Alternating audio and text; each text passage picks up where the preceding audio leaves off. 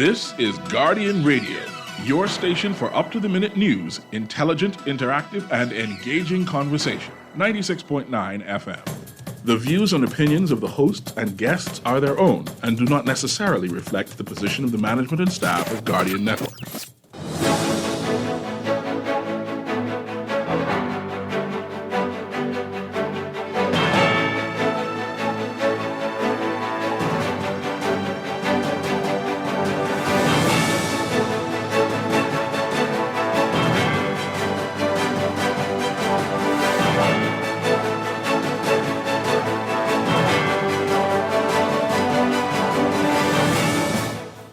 Good morning.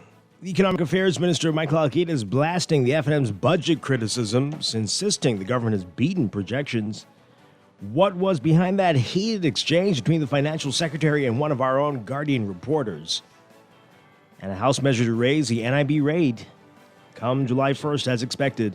It's all straight ahead this morning. I'm Dwight, and this is Morning Blend. Wake up, it's a new day.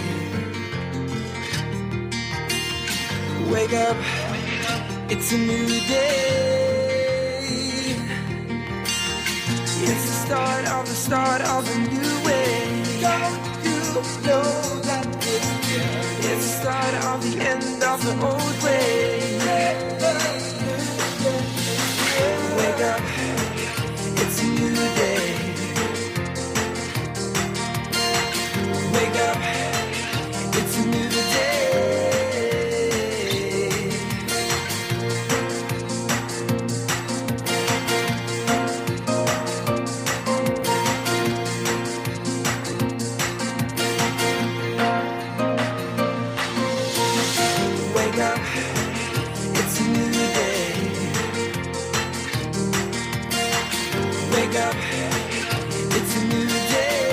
Good morning again, Bahamas. It is Friday, May 31st, 2024. This is Morning Blend on Guardian Radio 96.9. Again, I'm Dwight Strachan. In a moment, Chester Robards will be here with us. Also this morning, we are about to kick off the Sister Dollar Drive. It's going on from 7 a.m. to 10 a.m. Just drive by our studios in the Nassau Guardian building. Outside, beginning at 7 a.m. Every dollar counts in the fight against cancer. We're teaming up with Sister Cancer Support Group for the special Dollar a Day drive. So between 7 a.m. and 10 a.m., come on down and help out. And also this morning, just one day to go to the F&M National Convention. We are going to be talking with some folks about it. Want to hear from you about it. What do you think is going to happen? As we said, that countdown is on. Later in business, we are talking about cooperative credit unions. Are they right for you? We'll be talking with the Public Workers Cooperative Credit Union this morning. That's all ahead. But first, it's time for the overnight, the latest breaking news from while we were sleeping, and the top national and international headlines this morning.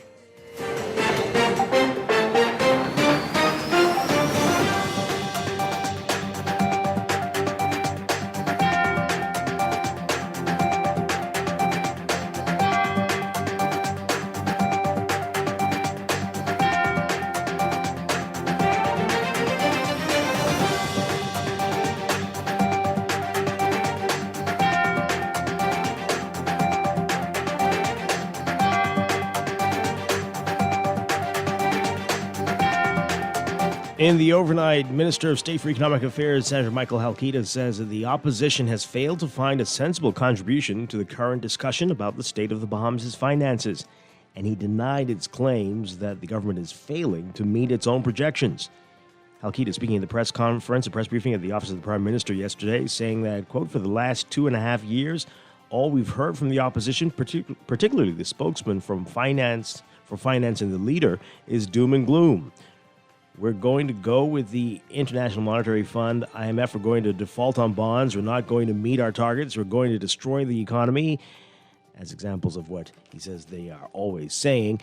As he delivered the budget communication in Parliament on Wednesday, Prime Minister Philip Davis, who was Minister of Finance, reported that at the end of March, the 9-month mark of the current year, the deficit stood at $214.1 million, nearly 63% higher than the projection of $131.6 million for the 2023-2024 fiscal year. The original projections represented a deficit of 0.9% of GDP. Davis says that it's now expected to be between 1 and 1.5% of GDP, but he did not provide exact figures. Halkitis claims that the government has beat its projections, though. Halkitis says the Davis administration has been left to put in place the resources needed to facilitate legislative requirements put in place by the former Minutes administration, including the procurement portal, saying, quote, they go and pass legislation and say do monthly reports, knowing that it's not possible with the infrastructure we have. We are fixing that, and the Prime Minister said so. Halkitis did not address other concerns, though, raised by Pintard, who contended that the budget communication failed to address key issues affecting Bahamians, such as the high cost of living, the fear of crime, and unreliable electricity. However, he said the government is pleased with its performance. An amendment to the National Insurance Contributions Regulations that will increase National Insurance Board contribution rates, tabled in the House. The new rates, which will come into effect on July 1st, represent an increase of 1.5 percentage points, with the increase to be shared between employers and employees. In the nearly 50 years since NIB was established, it has had one increase, and that was in 2010 when the rate was increased from 8.8% to 9.8%, but that was to bring in an additional benefit. So technically no increase. CARICOM welcoming the designation of a transitional prime minister of Haiti, which has been in crisis for months. Dr. Gary Conille was unanimously elected by the Transitional Presidential Council following a selection process with nominations from several stakeholders. Conille is a former prime minister, having served from 2011 to 2012 under former President Michel Martelly. The Court of Appeal upholding a 3-year sentence handed to a man who pleaded guilty to possession of an unlicensed firearm. Police arrested Stephen Elliott Jr. on June 21st, 2023, after they found an unloaded semi-automatic pistol in the linen closet of his home on Mount Royal Avenue. The following day, Elliott admitted to the offense of possession of an unlicensed firearm at his arraignment before Algernon Allen Jr., the magistrate there. Before imposing the 3-year sentence, the magistrate took into account that Elliott had no previous convictions. He also considered that the gun was capable of rapid fire and that Elliott told the police that he armed himself after receiving a threat and the proliferation of illegal firearms. Elliott, through his lawyer, Ramona Farquharson Seymour, appealed the sentence, arguing that it was unduly severe. However, the Court of Appeal disagreed and affirmed the case. The court's decision comes after the 5-year sentence handed down to admitted gun dealer Kyle Carter, who was found with 15 guns, multiple magazines, and hundreds of rounds of ammunition earlier this month.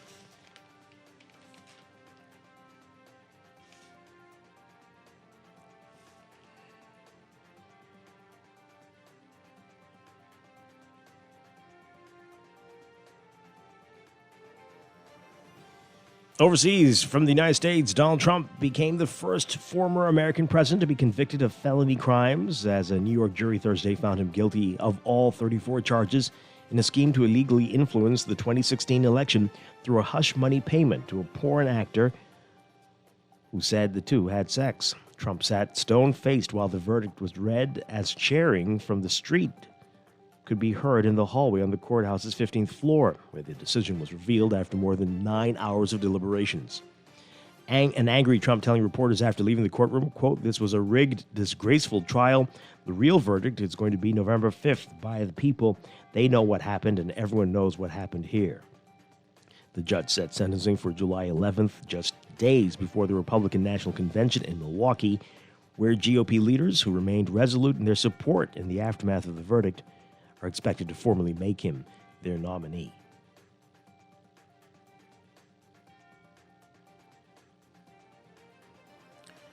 And joint British-U.S. airstrikes targeting Yemen's Houthi rebels, killing at least 16 people and wounding 35 others. That's according to the rebels today, the highest publicly acknowledged death toll from the multiple rounds of strikes carried out over the rebels' attacks on shipping. 3 U.S. officials, speaking on condition of anonymity, to describe a then ongoing attack, described the strikes Thursday as hitting a wide range of underground facilities, missile launchers, command and control sites, a Houthi vessel, and other facilities. They called it a response to a recent surge in attacks by the Iran-backed militia group on ships in the Red Sea and Gulf of Aden over the Israel-Hamas war.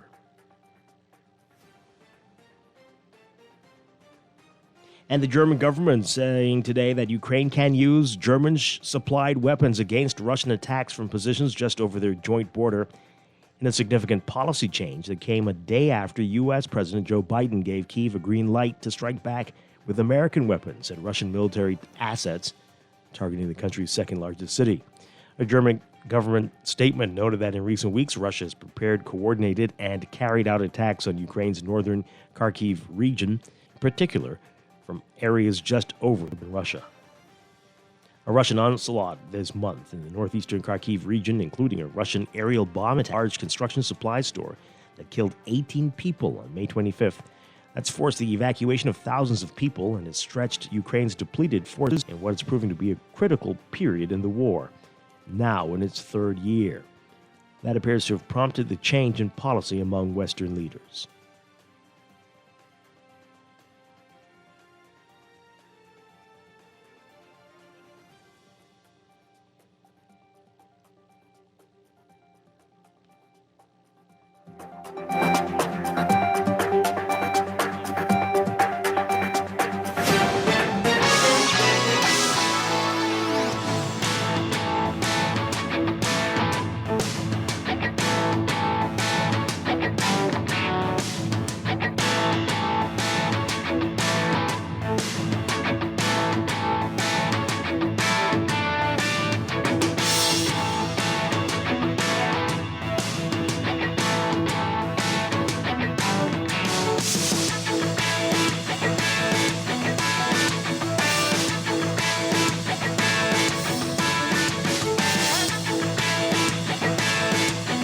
In sports, two of the top javelin prospects in the country have their sights set on Lincoln, Nebraska. The future for the University of Nebraska-Lincoln Cornhuskers throwing program, particularly women's javelin, looking extremely bright as both Dior Ray Scott and Tasha Stubbs committed to the Division I program this week.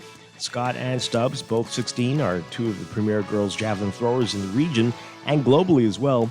They both won gold medals at the 51st Carifta Games in Grenada this year, and they're both highly ranked in the world. Scott is tied for fourth on World Athletics' top performance list for under 18 girls in the 500-gram javelin event, and Stubbs is sixth in that same division, but in the 600-gram javelin event. Scott won gold with a new Carifta record in the under 17 girls javelin in Grenada, while Stubbs grabbed gold in the under 20 girls division. Read more about them in today's Guardian Sports section. A total prize purse of $76,000 up for grabs at one of the popular one-day athletics meets in the region. That's set for Wednesday, June 12th at the Thomas A. Robinson National Stadium. It's the second year in a row that the New Life Invitational, staged by the NACAC, North American, Central American, and Caribbean Athletic Association, will be coming to the Bahamas. Last year it was held in Freeport. A number of events will be contested in both men's and women's, and it's a major qualifier for the Paris Olympic Games, set for July through August. Read more about that in today's Guardian Sports section as well. And from the NBA, the finals are set. Boston will face Dallas for the championships after the Mavericks demolishing the Minnesota Wolves 124-103 last night. Luka Doncic scoring 36 points to help his team advance to the finals. That's sports. And that's the overnight. Time for your first look at weather.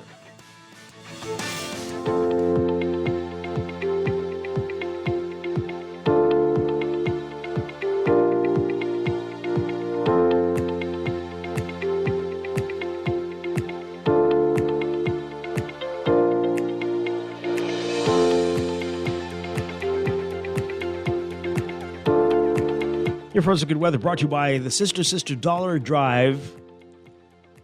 Today, here's what's happening. We've got deep layered moisture combined with a weak inverted surface trough that's going to continue to promote unsettled weather across the central and southeast Bahamas. Meanwhile, the northwest Bahamas will experience much more stable weather conditions today, supported by a drier air mass and building high pressure. Boaters should be alert for waterspout activity and or funnel cloud formation. Beachgoers in the extreme northwest Bahamas should exercise caution along north and east coast beaches due to the risk of rip currents. And a heat advisory remains in effect for Grand Bahama, Abaco, and Bimini. And of course, everybody should remain hydrated and avoid extended periods outdoors in peak sunshine hours. We're expecting high UV and heat indices today. Localized flooding possible in portions of the central and southeast Bahamas during heavy or prolonged rainfall events. Your forecast for today for the northwest Bahamas, partly to mostly sunny, hot, and a bit humid, with locally breezy and a slight chance of isolated showers or thunderstorms this afternoon, becoming mainly fair and warm at night. For boaters, a small craft caution will take effect by late afternoon. Winds northeast to east at 10 to 15 knots with higher gusts at times. Seas 3 feet or less, building up to 2 to 4 feet by late afternoon. For the central and southeast Bahamas, partly to mostly cloudy, very warm and humid, with isolated to widely scattered showers and isolated thunderstorms possible through tonight. Slightly breezy conditions in the central Bahamas by tonight. Expect gusty winds and higher seas in or near showers and thunderstorms. Some showers with thunderstorms may be strong to severe at times. Small craft caution comes into effect later tonight for the central Bahamas. Winds northeast to east at 10 to 15 knots in the central islands, east to southeast at 10 to 15 knots in the southeast Bahamas, shifting more northeast to east by tonight. Seas 2 to 4 feet. Temperatures today, right now it's about 81 degrees, partly cloudy skies in Nassau. Look for highs getting up to around 90 Fahrenheit, 32 Celsius, but the heat index will make it feel like it's 101 Fahrenheit, 38 Celsius. Overnight lows tonight getting down to about 77 Fahrenheit, 25 Celsius. That's your first look at weather this morning. We'll have your extended outlook coming up after traffic in just a bit. Your weather check brought to you by Sister Dollar Drive. Join us today for a day of giving and hope. The Guardian Media Group and Sister Cancer Support Group teaming up for this special Dollar Day Drive. Come down to the Nassau Guardian in Oaksfield today from 7 a.m., 1 minute away, to 10 a.m. Your contributions can make a huge difference. Every dollar counts in the fight against cancer. Together we can support those in need and fund life-saving research. Be a part of something bigger. Be the change. Donate $1. Just $1. Change a life. We'll see you today, 7 a.m. to 10 a.m. Just drive by the Nassau Guardian in Oaksfield and drop off your $1. And we're going to be out there in just a bit as well, so look out for that. It is time for break. When we come back, we're discussing the day's top stories right here on Morning Blend on Guardian Radio 96.9, your home for fresh news and smart talk all day.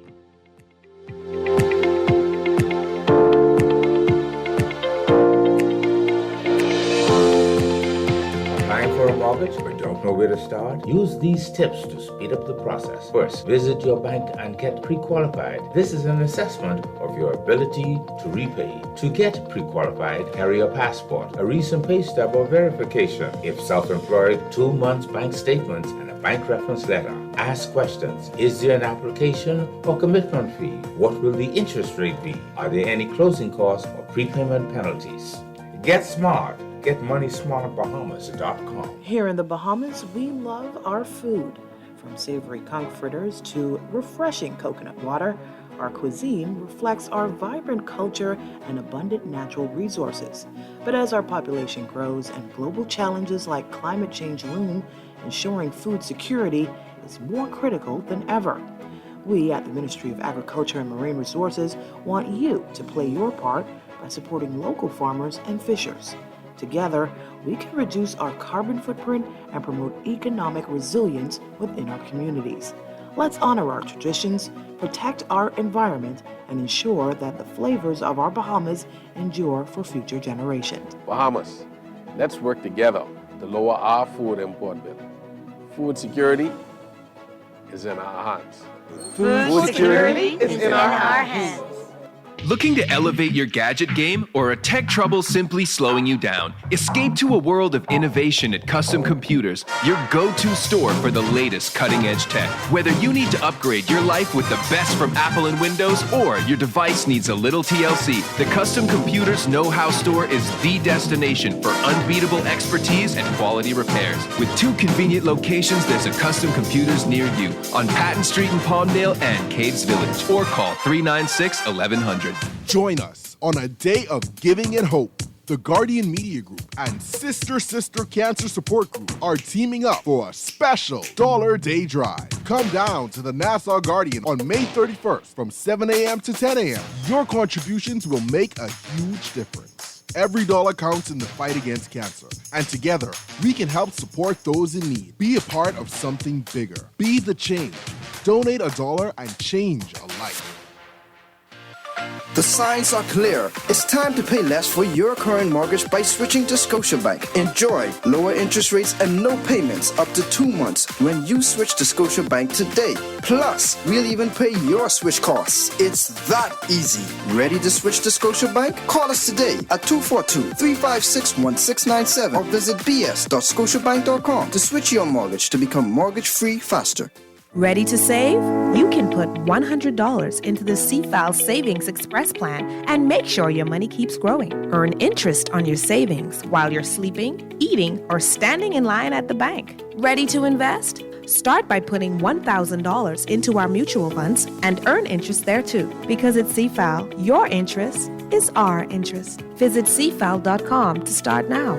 CFAL. Growing wealth for future generations of Bahamians. Screws and Fasteners World, Balfour Avenue and Palm Beach Street, has those hard-to-find fasteners for you right now. You can find stainless steel regular hex, carriage bolts, galvanized bolts, threaded rods, nails, self-tap screws, sex bolts, anchor bolts, turnbuckles, masonry tools, hand tools, and weed whacker strings. Check out the rope selection and car body fasteners, too. Special orders are welcome. It's your #1 fastener store. Screws and Fasteners World, Balfour Avenue and Palm Beach Streets. Call 326-1976.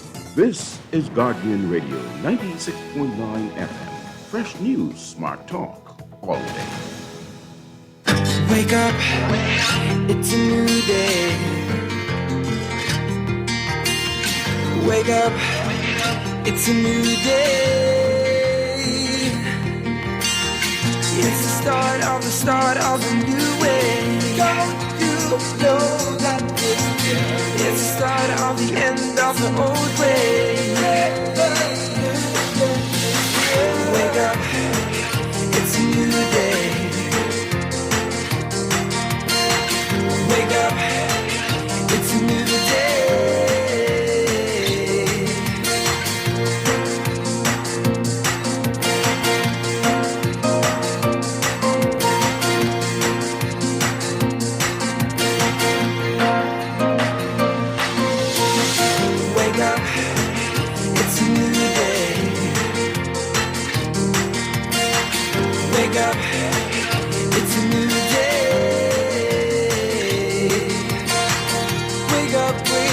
We are back with Morning Blend here on Guardian Radio 96.9. We're streaming live on GuardianTalkRadio.com and on the Guardian Radio app for smart devices. We're also on your televisions on Cable Bahamas Channel 969 and BTC Flow Channel 612. You can tweet us at Morning Blend 969 or Facebook.com/Morning Blend 969.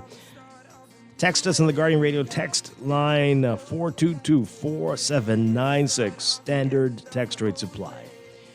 Once again, I'm Dwight Strachan. Chester Robards is scheduled to be here. Will he be here? We'll see. But we got a lot to get to this morning. It's just started. The Dollar Day, the Dollar Drive, the Sister Dollar Drive. We've partnered, the Guardian Media Group partnered with Sister Cancer Support Group, teaming up for the special Dollar Day Drive in the fight against cancer.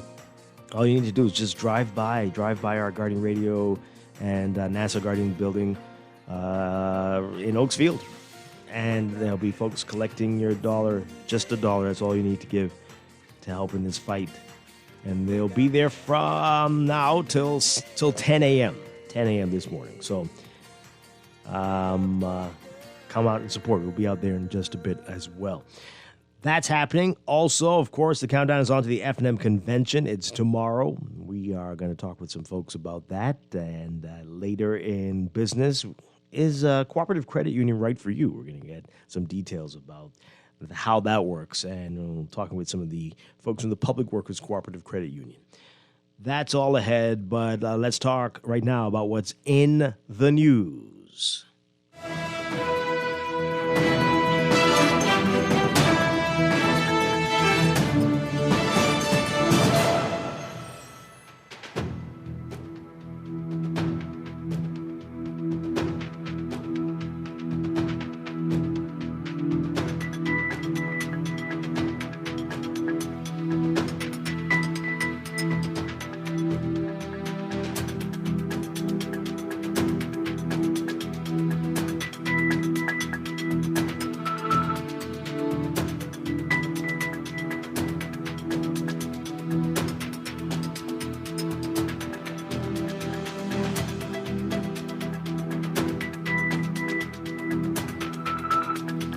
And in the news, hey, everybody was talking about it yesterday, this heated exchange between the Financial Secretary, Simon Wilson, and our Guardian business reporter, Yuri Kemp. We're going to get into that in just a bit. But this all happened at the Office of the Prime Minister press briefing yesterday. And I don't normally tune into the press briefings, very rarely. But, of course, if you listened to the show yesterday, Office of the Prime Minister Director of Communications, Trey Ramming, was on and had said some things and said that there'd be additional details at the press briefing. So I'm sure many of you did as well, tuned in to see these additional information. We got a lot more than that, though. Actually, not much information, but a lot more of something else. We'll get to the something else in a bit. But Halkitis was asked some things. This is State Minister for Economic Affairs, Senator Michael Halkitis. And he blasted the FNM's budget criticisms and addressed some other issues. Take a listen to this report from our Destiny Johnson. Michael Halkitis is shedding more light on the government's plan to purchase the International Bazaar in Grand Bahama for $30 million. Prime Minister Philip Davis told parliamentarians during his budget communication the purchase will accommodate the projected growth in tourism and economic activity over the next few years. The Free National Movement has criticized this decision, asserting that the government's priority should be on the island's airport, which sustained extensive storm damage. $30 million is referenced to purchase and redevelopment of the bazaar. So the $30 million does not represent the purchase price. Purchase price will be negotiated. The government, the revenues, PPPs, loans, the government has any number of options. I mean, we do that in the regular course of business. The bazaar, which was made up mostly of derelict buildings, caught fire several times and the remaining structures of the property were demolished last year. The government also allocated a $15.5 million increase in consultancy services, along with increases in various ministries. When asked why the government decided to increase the budget for consultancy services, Halkitis said this. In the AG's office, it has to do with when the AG is dealing with international matters, they might have to engage international counsel, lawyers abroad, to deal with certain matters, for example, U.S. attorneys, UK attorneys. And so across the budget, you would see that. And a lot of it will have to do with IT. A lot of it has to do with AG. And then just various, anytime you engage the private sector, for the most part, that goes down as consultancy. Halkitis also spoke to the government's promise of a public service salary review and the establishment of a public service audit committee. What we have seen is, a lot of people migrating out of the public sector for better pay, benefits, et cetera, in the private sector. We've seen it with it's well documented in terms of nurses and teachers, et cetera, but even in other professional classes. And so we have to look at the issue, do the review, and, make adjustments where necessary because it's severely impacting us and our ability to offer service. Reporting for Guardian News Network, I'm Destiny Johnson. All right, so what we didn't hear, and this is very confusing, is whether the purchase of the International Bazaar is going to be for the entire property, the Royal Oasis property, which is what Trey Ramming said on the show yesterday. Didn't really get any concrete answers yesterday, but again, people were quite distracted. But let's talk about it. We didn't have much of a chance to talk about that yesterday. What do you make of that, and any other issues you have coming out of the budget communication? Let's hear from you. 323-6232, 325-4316, 325-4259. Call us toll free, 242-300-5720. Tweet us, Facebook us, text us, 422-4796. Of course, that road runs straight through there, so that would make sense that it's maybe the whole thing. But I would have thought they would have made that very clear. But still, of course, they haven't purchased it yet.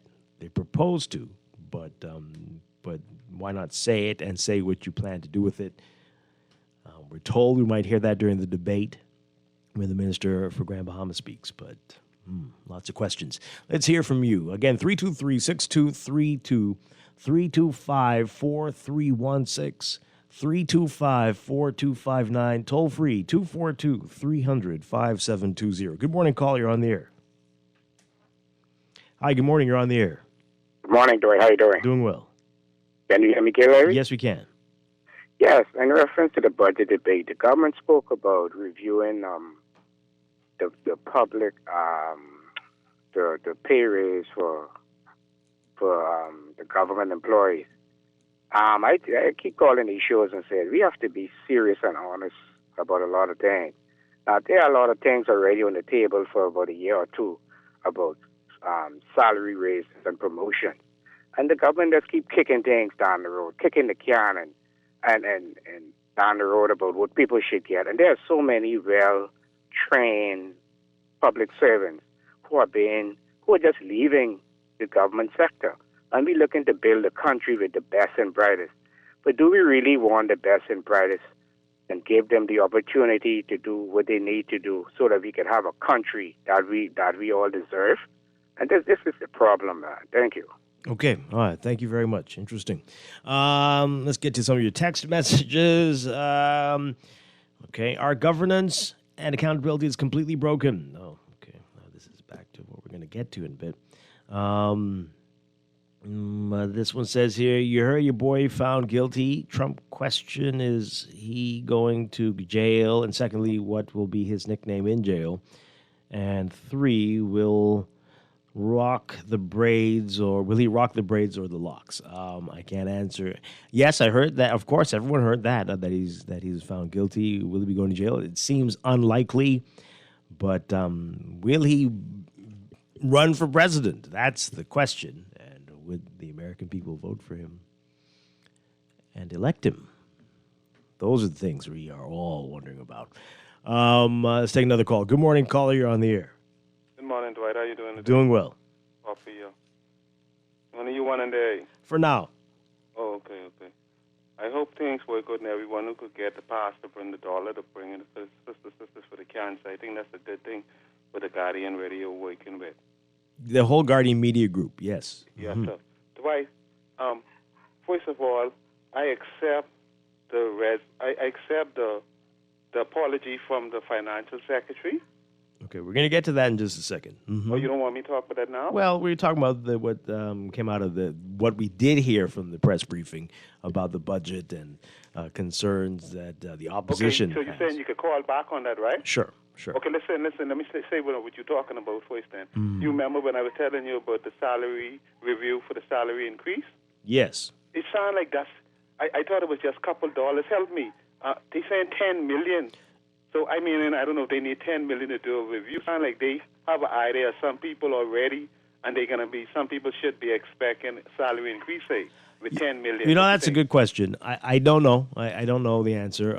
It sounds, you would think so, right? Because that is a lot of money just to do a review. But it sounds like that must include some money. Yeah.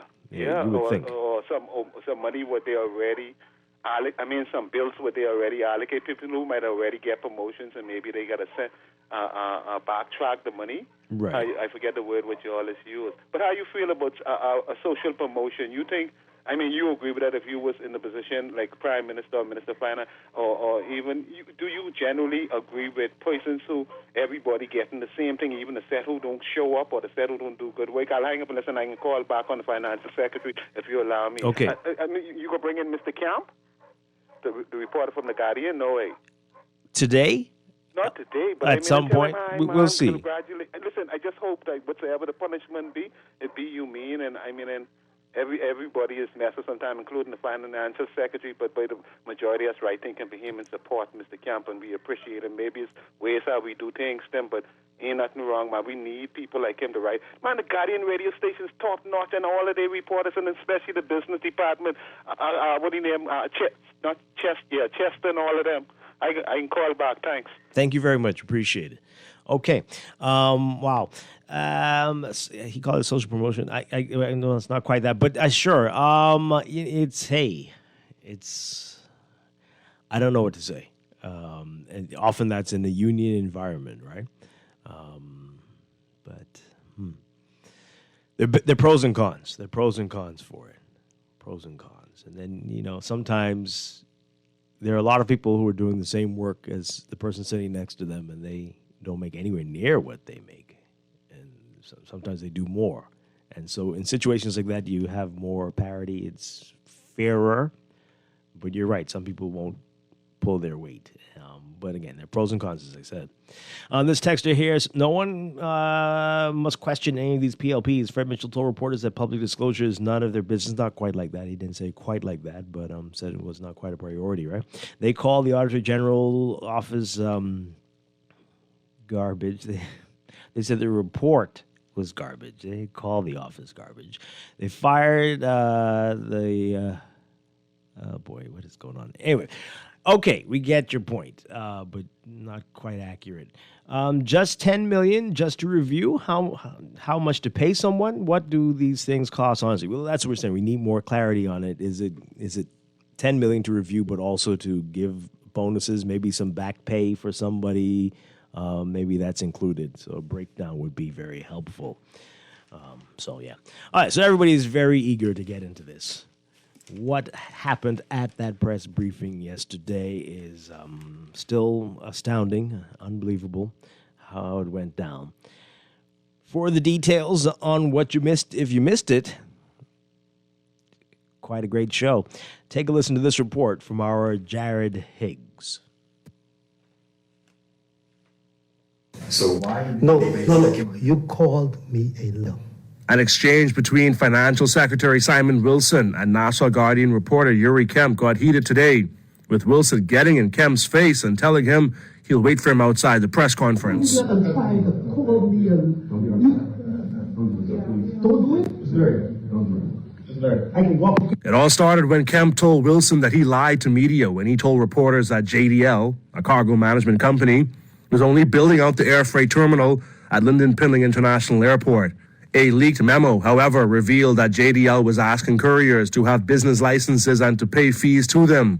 Well, Wilson took exception to Kemp calling him a liar. He called me and he called the financial secretary a liar. This is all documented. No, it's not No, that's not documented. It's not documented. It's not documented. It is not documented.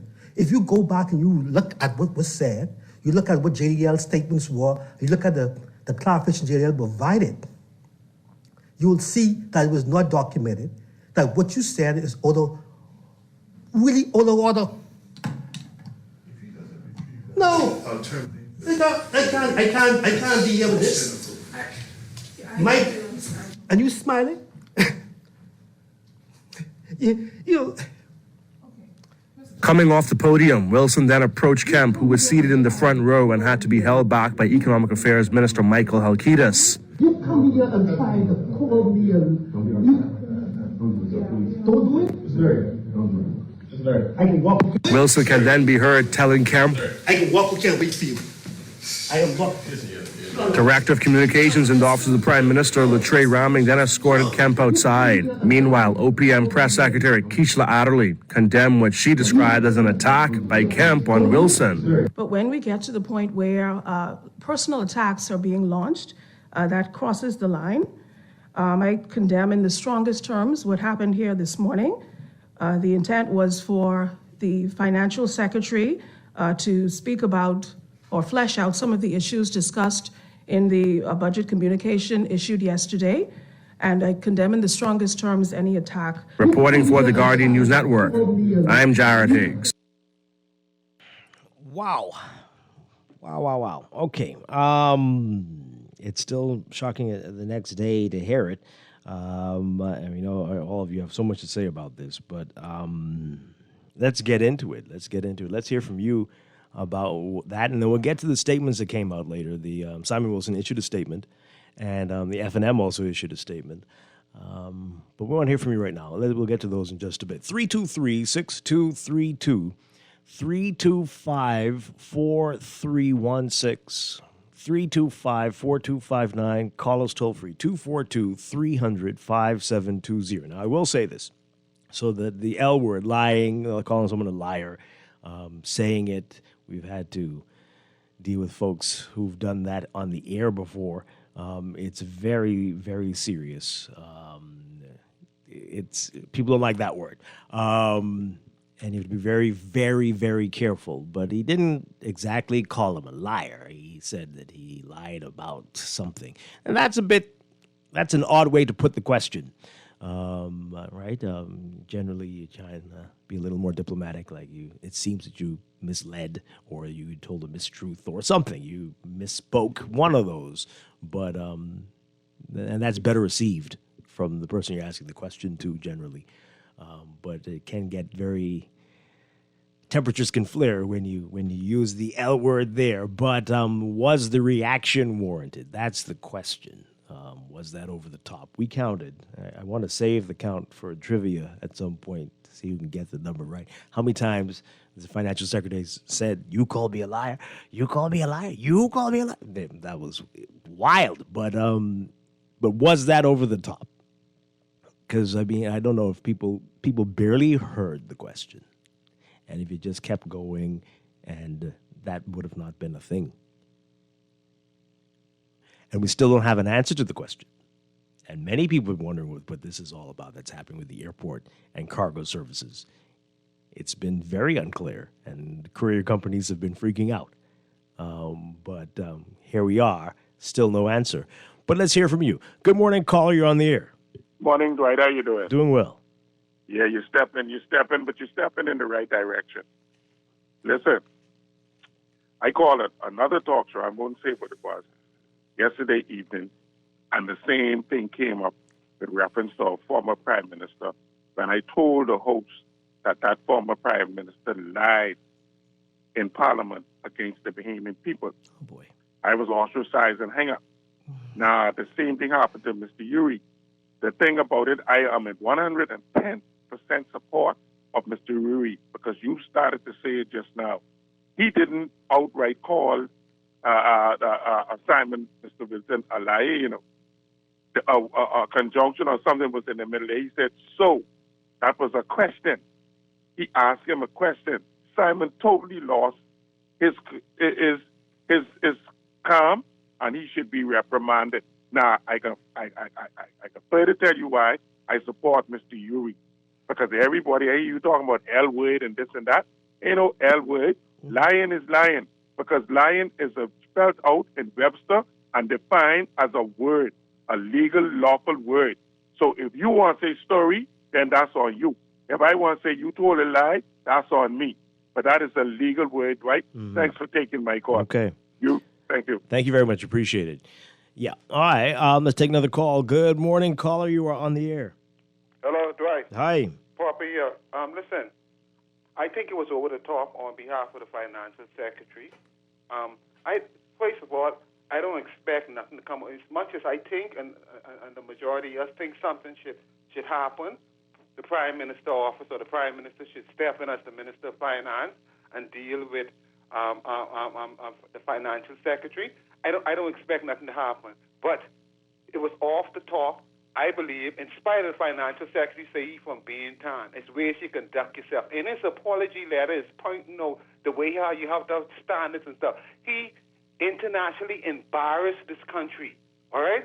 As the financial secretary dealing with our money, I wouldn't like to get him mad. He showed a tug inside of him. That's not necessary. That's not acceptable. Now, in spite of the Prime Minister might come with another apology or try to cover it up, he needs to go on vacation for some time. He needs some kind of punishment to let him know that was public, that was live on TV.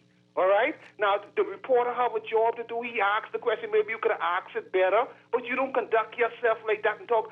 Yes, you're the financial secretary, but you're still a man. You're still a servant, even if that was the Prime Minister and the reporter asked the question. Simon Wilson is wrong, Dwight. He needs to resign. He needs to pass in his resignation. He needs to write another letter resigning Put him off for at least 10 months. Do you know who's the Assistant Secretary General or who's the next person in charge? Prime Minister, that's embarrassing. Come on, man. Step up, man. You talk about credibility and stuff like that and set an example for the young people. You could allow him to do that yesterday. He shouldn't even be in office today. He need to resign. You can imagine getting him mad. That must be one of the reasons why people taking so long, 4 and 5 months to get ready. I mean, they thank God to be able to get a job. But every time I open my ears, they talking about how long it's taking to get. But you, Simon Wilson, you conduct yourself bad for being down, man. All right. No excuse. It's not acceptable, Dwight. Thank you very much. Appreciate it. All right, so the phone lines are lit up. Let me read the statement from Simon Wilson before we go on. So it's titled Statement from Simon Wilson, the Financial Secretary, regarding the incident with Nassau Guardian reporter Yuri Kemp. I would like to address the unfortunate incident that occurred today involving Nassau Guardian reporter Yuri Kemp. The accusation made by Mr. Kemp suggesting that I have been lying to the press is a direct and unprovoked attack on my reputation, character, and service to our country. Such accusations are not only unfounded, but also damaging and defamatory. It is important that in my role as a public servant, I am seen to observe the highest standards of integrity and transparency, both locally and internationally. Attacking the government's policies is one thing, but attacking my reputation and dedicated career of serving the people of the Bahamas crosses a line. Any insinuation that I have intentionally misled the media is categorically false and deeply troubling. The escalation of today's exchange is entirely regrettable. It is not representative of the professional and respectful interactions I strive to maintain with the press. I recognize journalists' vital role in our democracy, and I have always endeavored to provide them with accurate and timely information. I extend my apologies to the Bahamian people and members of the media whom I have the privilege to serve. I look forward to continuing to engage with serious professional journalists who rightly seek to hold the government to account, especially as the budget debate progresses. And that was Simon Wilson's statement from yesterday. Okay, let's continue to talk. You heard the statement there. He's apologizing to the Bahamian people. Do you agree with what Papa was saying? This is something that requires the termination of the financial secretary, or can everybody just apologize and move on and learn from this? What do you say? Good morning, caller. You're on the air. Yes, good morning, Mr. Strachan. How you doing? Doing well. Mr. Strachan, I mean, if you notice, you have to read sometimes how people word things sometimes. If you notice inside his apology, I didn't hear him refute what Mr. Kemp had said, right? And I noticed that he said, he didn't intentionally mislead people. So that's saying that if what he said is proven to be untrue, right? He is trying to tell us that he didn't mean to do it. You understand where I come from? He didn't say he didn't lie. He didn't say Mr. Kemp was wrong with his allegations or with his question. He didn't address that at all. You know what I mean? So he said any suggestion that he has been lying is an attack and wrong. Yeah, it's an attack on his character, right? Mm-hmm. Yeah, but he didn't say Mr. Strachan. He didn't refute what Mr. Wilson said. All he said that it was an attack on his character, and he must understand that we're not dealing with his personal character in a way. He is representing the government. So I mean, you know what I mean. His personal capacity has nothing to do with anything. We are dealing with him on a level where he is representing the government, and in his apology, he's talking about transparency. Mm-hmm. You understand where I come from? Now, if he felt so strongly about transparency, when Mr. Kemp asked him the question, what he should have done, he should have stood there and he should have clarified it. You understand where I come from? And I'm certain that the courier companies or whatever, they should buy Mr. Kemp lunch. You understand where I come from? And furthermore, Mr. Strachan, if the Guardian had any intentions or they saw Mr. Kemp's actions as being reputable, please do not punish that man. Please give him a bonus to encourage other reporters to do as he did, because he did nothing. There's nothing wrong with the way he asked the question, because if he, as a reporter, can present evidence of a question that shows a clear contradiction of what Mr. Wilson had said, then Mr. Wilson himself should have known within himself that there was a clear contradiction in the information that he has been presenting us. So Mr. Wilson had to obviously know that what he was presenting to us was not the truth. And if you and if you were presenting Okay, something don't that's get not the truth, the. you're lying. Boy. All right, You're don't lying get on us so like into this mix up here. Thank you for that.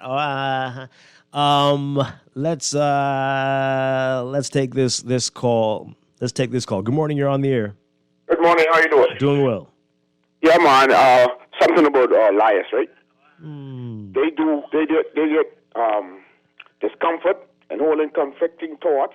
Being confronted with the truth forces them to reconcile their dishonesty with their self-image, causing stress and defensive anger. You hear that? Okay. They can threaten liars. Self-concept of social standing leading to aggressive reaction. We get it. Thank you. Self-protection. Thank you very much. Okay. Oh boy, you all really know how to poke the bear. You really do. You really do. Let's take this call. Good morning, call. You're on the air. Good morning, Dwight. Hi. Alan Johnson. Good morning. Yeah, Dwight. Just let me speak quickly on Simon Wilson and then go back to your previous on the bazaar. On Simon Wilson, the question was very direct. The question asks, it says that you lied to us, particularly on JBL. Mm-hmm. It was very specific in that statement. Now, it seems that Simon took offense to the word lie, and you saw the way he do it. Let me just first say it to people, because I often hear people say, someone attack your character. Character is who you see in the mirror. Reputation is what we think of you.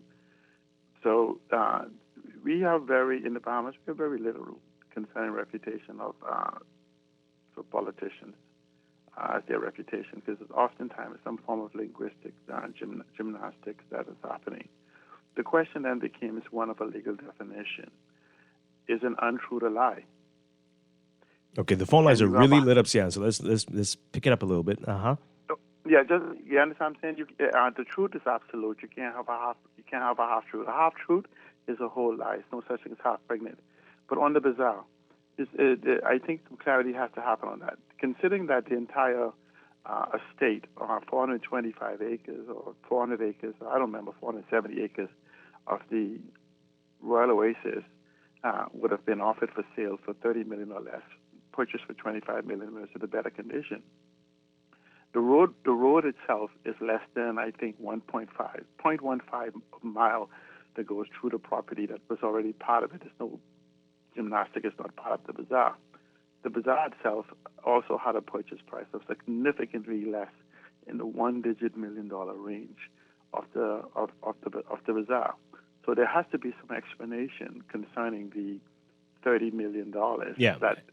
And as Hal Keita said yesterday, that it is also going to be part of the renovation and the plan for the property. Yes, but then that conflicts again with the other previous statement concerning the African bank and the group of investors coming back in. So I said this is where you come with the half truths, linguistic gymnastics, changing story, changing narrative, because his narrative changed significantly from what the spokesperson said earlier in the day, and so it goes to the point of where does credibility lie, in who and when. So if we couldn't trust you then, today, and then how should we take your word tomorrow? Thanks a lot. Appreciate it. Let's take this call. Good morning, caller. You are on the air. Hi, caller. Good morning. You're on the air. Good morning. Good morning. Hi. Am I on the air? You are on the air. Yes. Yes. Belinda Wilson, the president of the Bahamas Union of Teachers, and also the president of the Bahamas National Alliance Trade Union Congress. Good morning. And I want to weigh in on the Simon Wilson matter. First of all, I am a teacher, and as the previous caller said, lie is a word. What our problem is in the Bahamas is we like to use euphemisms, or we like to water down things, and I believe that Mr. Yuri Kemp was correct in the manner in which he framed his question. The other thing is I'd like to suggest to Mr. Yuri Kemp to also make a report to the police, because for someone to say, I'm going to wait for you when you come out of here, I consider that threatening words. I also called because I had an altercation with Simon Wilson on February the 28th, Wednesday, February the 28th, 2024, in the office of the Prime Minister also. The government invited a number of unions, the BBSU, the Bahamas Union of Teachers, the Doctors Union, and the Nurses Union, to a meeting to discuss the pension bill of 2023. The meeting was scheduled for 2 p.m. When we got there, the persons at the office of the Prime Minister were unaware of the meeting, which room it would be in, etc. So after a few minutes, we signed in, myself along with the junior doctors president, and we went upstairs. Another lady didn't know, but she finally found the room that she said our meeting was going to be in. So we were there before 2 p.m., and we sat out in the lobby. We sat out in the lobby, and a few minutes after 2, myself along with the junior doctors president, when the lady showed us the room, we went to the room. When we went to the room, someone was vacuuming the room, and another individual was putting down drinking water. So we went back to the area where we were sitting. So a few minutes later, we then were invited into the room. So it would have been probably about 2:10, 2:12. So Mr. Simon Wilson came into the room, and this can be verified by a number of persons. He came into the room, and he looked around because the room was not set up. His persons were not in the room, and he rested down his portfolio, and he left. So he came back about 2:27 p.m., and he sat down, and he then started to say, okay, we're going to start the meeting. And in his first sentence, I then said, excuse me, Mr. Wilson. I said, we were invited here for a meeting at 2 p.m. I said, it is now 2:29 p.m., and you're starting a meeting without even giving us an apology. And he outright said, I don't have to give any apology with your stupid self. So I said, well, stupid, that's like water off a duck's back for me. I said, but you are a sissy and a pound. Okay, wait now. We're gonna, okay, I'm not, listen. Wow. So it descended to that level. He then took off his coat and came around the table until several of the men that were in the room stood up and said, if you touch my president, I will flatten you. I then wrote a letter. So we had the meeting. The meeting went on for about 2.5 hours because we insisted that he can sit down and he can conduct the meeting. We ain't leaving. And the meeting went on for about 2.5 hours. We gave our recommendations verbally. We then followed it up in writing. But in sending in the recommendations, I addressed it to the Prime Minister, and I also noted to the Prime Minister that we had an incident with name calling, and that it descended to a low level, and that he should train his persons to respect everyone, because if it was a meeting with him, they would be there at 1:30 for a 2 p.m. meeting. But you can come for a meeting with unions who you invited to a meeting half an hour later and act as if there's business as usual. So I told him also in the meeting that common courtesy dictates an apology. He never apologized. I wrote to the Prime Minister. The Prime Minister never even acknowledged receipt of the letter. So I'm not surprised of Simon Wilson's attitude and behavior, and I'm also suggesting not only that Simon Wilson be disciplined, but Simon Wilson should be removed because he's brought that position into ill repute. And the other thing is, I'm also just suggesting, because we do it with our members, that he get anger management because it is definitely needed. But I call upon the Prime Minister today and the Permanent Secretary at that Ministry of Finance to do what the law the policies, general orders state, and if they're not sure, disciplinary action is under 1100 in general orders. So we expect as unions to see that Mr. Simon Wilson is disciplined. And this matter will not go away because Simon Wilson speaks to even workers in a demeaning manner. So it has to stop, and we are waiting to see what is going to happen to Mr. Simon Wilson as a public servant. Okay. All right.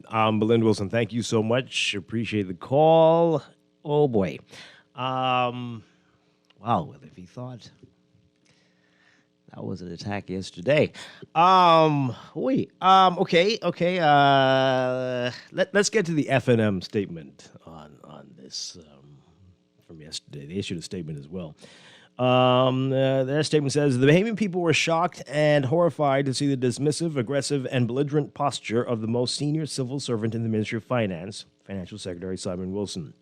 At the start of today's presser on the 2024-2025 budget, Mr. Wilson was unable to pivot from a probing question from a member of the press corps.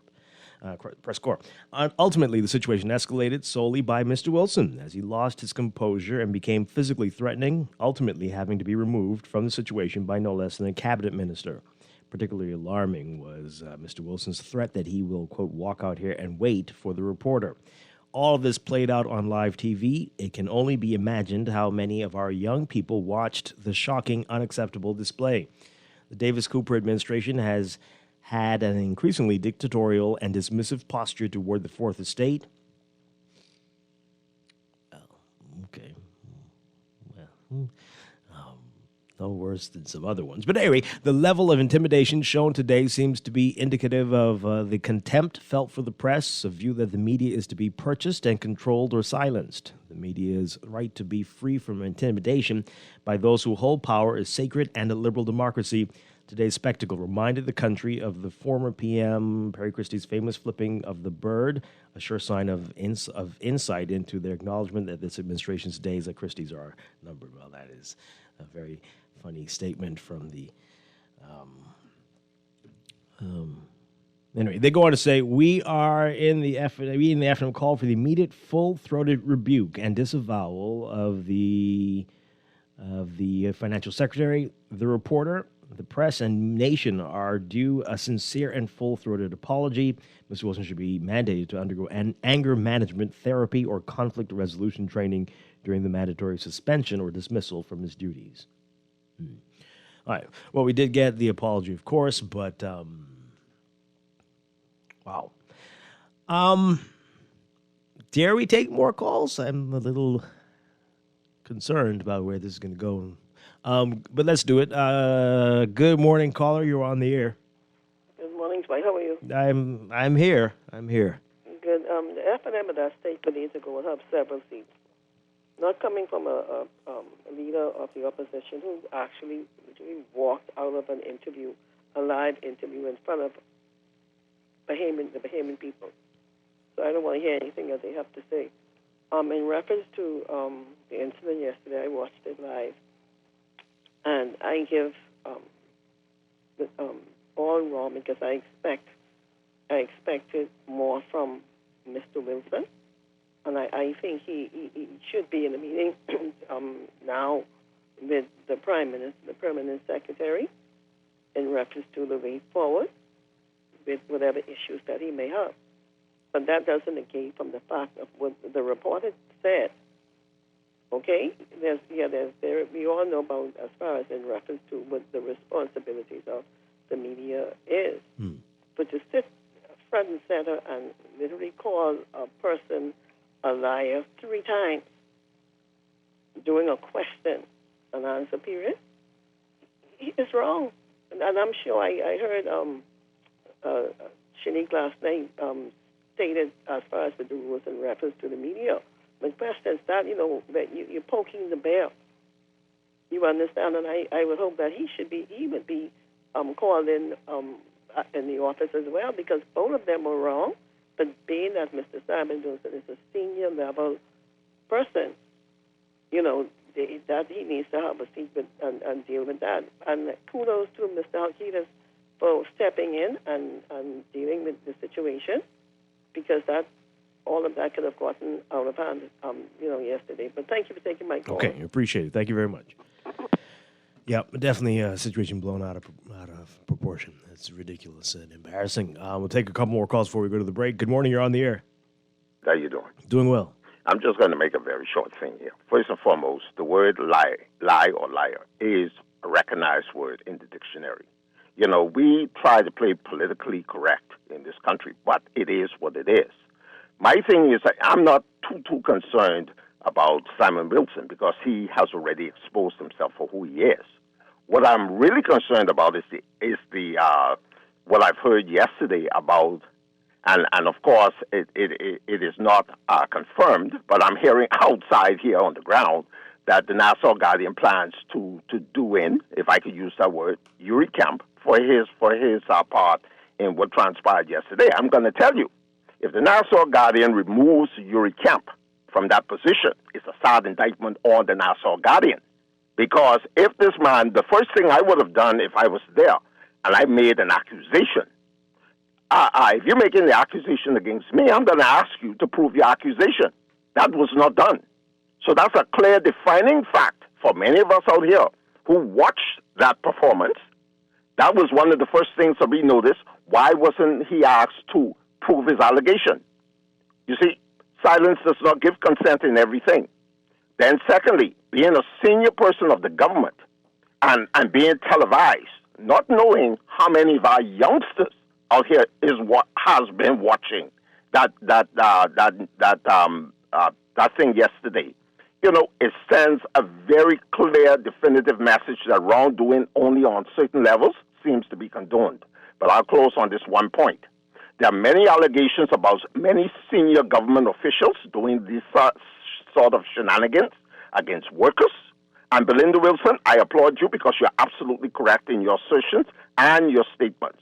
We have heard many of these government officials, including ministers, talk down to their workers, treat people with disdain, and so on and so forth. If Simon Wilson is going to be the poster boy for this, then it's a reflection on the entire government and the Prime Minister himself not coming out to address this matter and actually show the Bahamian people that he's serious about reining in or talking to his ministers or his government people besides the Bahamian people. If he doesn't do that, then it's a sad indictment on him. That's all I'm going to say on this matter. Thanks for taking my call this Appreciate it.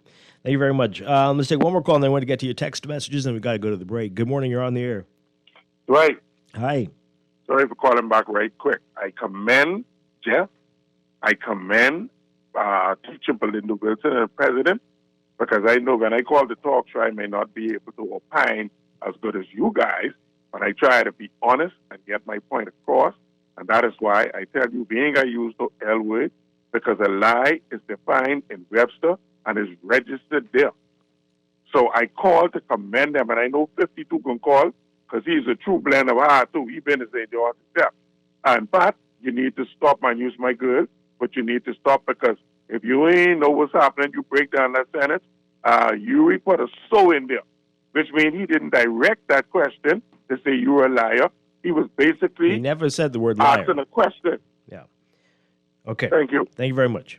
Yeah, he didn't say the word liar. He said you lied to the media. Yeah, this texter says Uri did not call him a liar. He said that he lied on a particular issue. A liar is continuous and habitual. So one time, not quite. I get it. Okay. This person says, hey, y'all need to give Uri Kemp a little bonus for calling out the government. Encourage other reporters and let Kemp sit in on a wine tasting show as a reward. Okay. Even though that reporter could have used other words, it still doesn't negate the fact that Wilson, didn't. Okay. He didn't answer. Still waiting for the answer. This person says here, the question is what it is in fact documented by the journalist, and the question is, was it in fact documented by the journalist and financial secretary simply forgot? Personal attack, get out of the kitchen because you know that the grease is hot in the press room.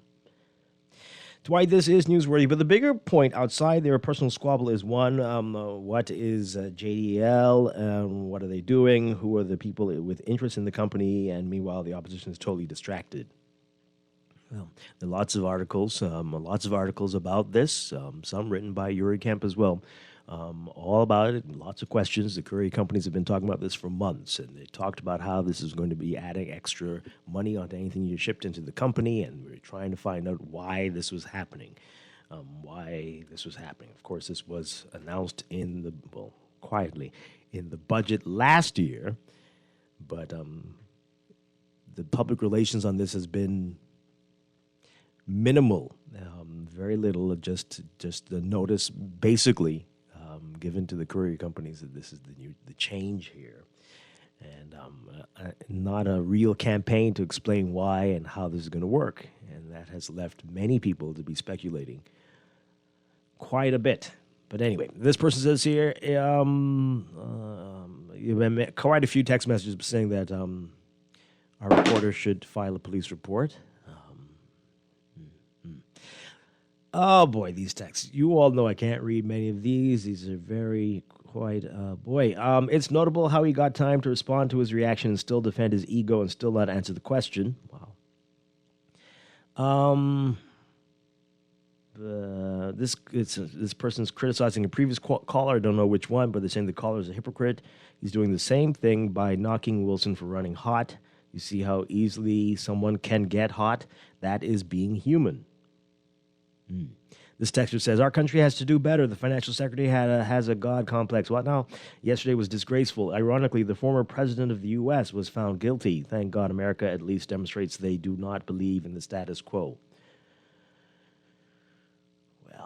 Well, this person says, Wilson's statement isn't worth the government stationery it was printed on. Another text, Wilson should have simply asked for the receipts and moved on. All histrionics without addressing the allegations leaves a void which will be filled with assumptions of a guilt. Another one says here, many are not public servants but partisan servants over and over again. Thank you for that, I guess. I don't know. You might know where I stand. I believe that to avoid being caught in lies is the reason they avoid talk shows. So, yes, there's lots of lying going on. What now? In his apology letter, did Mr. Wilson apologize to Mr. Kemp? He apologized to the media and the behaving public, of which Mr. Kemp is both, right? But not directly to Mr. Kemp. Please tell Simon Wilson that his unhinged reaction was an attack on his own character and reputation. Oh, boy. Oh, boy. The words that Wilson used in his written apology are the words that should have been used instead of the threat of violence. This thug clearly didn't write that apology. It is regrettable that this apology didn't address those thuggish actions. Well, I don't know if we can say that he didn't write it, but okay. I can't read this, but this is funny. Thank you very much for that. I'm going to take a picture of it. It's a very funny text. Wow. This person says here, I think Mr. Kemp's choice of words may have been strong, but the financial secretary seemed to have really overreacted. And let's go back to Mr. Kemp's intent to get the truth out. Jared Higgs' report suggested that there was an email that was contrary to what the FS said. Well, that's what Yuri Kemp said as well. Kemp called it for what it is. The financial secretary was too aggressive. It appears he stepped down to attack him. He lost control. It was not a good look. And this person says here, Belinda's story needs to be on a TikTok, Lisa Tisa style. I don't know what that means, but I guess the TikTokers know what that is, right? Okay. Thousands of people go to work every day under stressful circumstances and are expected to perform their duties with the appropriate level of emotional intelligence. Nobody's holding a gun to Mr. Wilson's head and forcing him to endure the rigors of his office. He exercises a choice every day to either go or stay. As long as he chooses to stay and work on the public's behalf, the public should expect better regarding his behavior. And this one says here, how can you call it an apology There's a lot. How can you call an apology if he expresses remorse to everyone except the man he threatened? Okay. I think this is no. These public figures have no shame. Very, very disappointed. The PM needs to fire him. Wow. Was it really an apology? I don't think so. Kemp did not call him a liar. Kemp stated that he lied. There is a marked difference. Simon Wilson merely needed to clarify that he did not lie about the matter. He's not above questioning. Another one, the reporter never called Simon Wilson a liar. The reporter said that you lied to us about an issue last week. Was this true? Yes, it was. What Simon said last week was very different because it was untrue, and Kemp explained where it is untrue. And this texter says here, Wilson ran hot and he showed his weakness. And another one says, I am in support of Mr. Wilson. He has always shown himself to be an upright, professional, and honest person. The reporter was wrong. Belinda is just mad because Simon Wilson and their umbrella union is having a battle. Is this a plan to move Simon Wilson to be what now? Okay, I'm not going to read the last part there. Oh, boy. This texter, before we go, this person says here, is the Sister Cancer Support fundraiser coming to Grand Bahama? That's a good question. I'll ask when I go out there after the news. We'll be back with more Morning Blend after the news and a whole lot more on this Friday morning. This is Morning Blend on Guardian Radio 96.9. And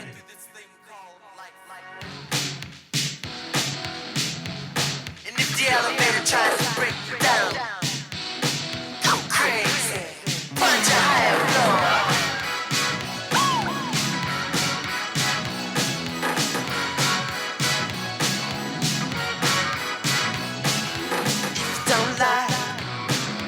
World you're living in, take a look around. At least you got friends. I call my old lady for a friendly word. She picked up the phone, dropped it on the floor. It's all I heard.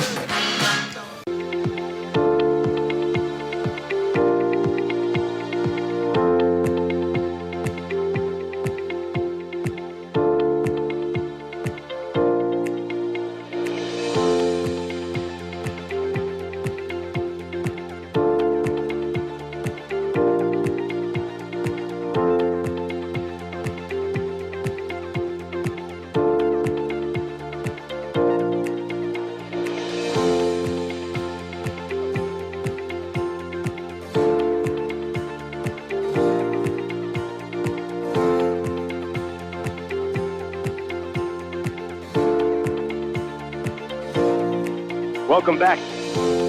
Welcome back to Morning Blend. Come to you live outside our studios for the moment. We are here for the Sister Dollar Drive going on right here outside our studios. We teamed up with Sister Cancer Support Group. So if you're driving by in Oakfield, stop and give these beautiful ladies in pink just $1 to help in the fight against cancer. We're going to have more on that in just a bit, so stay tuned. But right now, it is time for another check of your weather. Brought to you by Sherwin-Williams Paint. Sherwin-Williams Paint's got you covered for all of your painting and equipment needs. Visit Sherwin-Williams Paint online or in store today.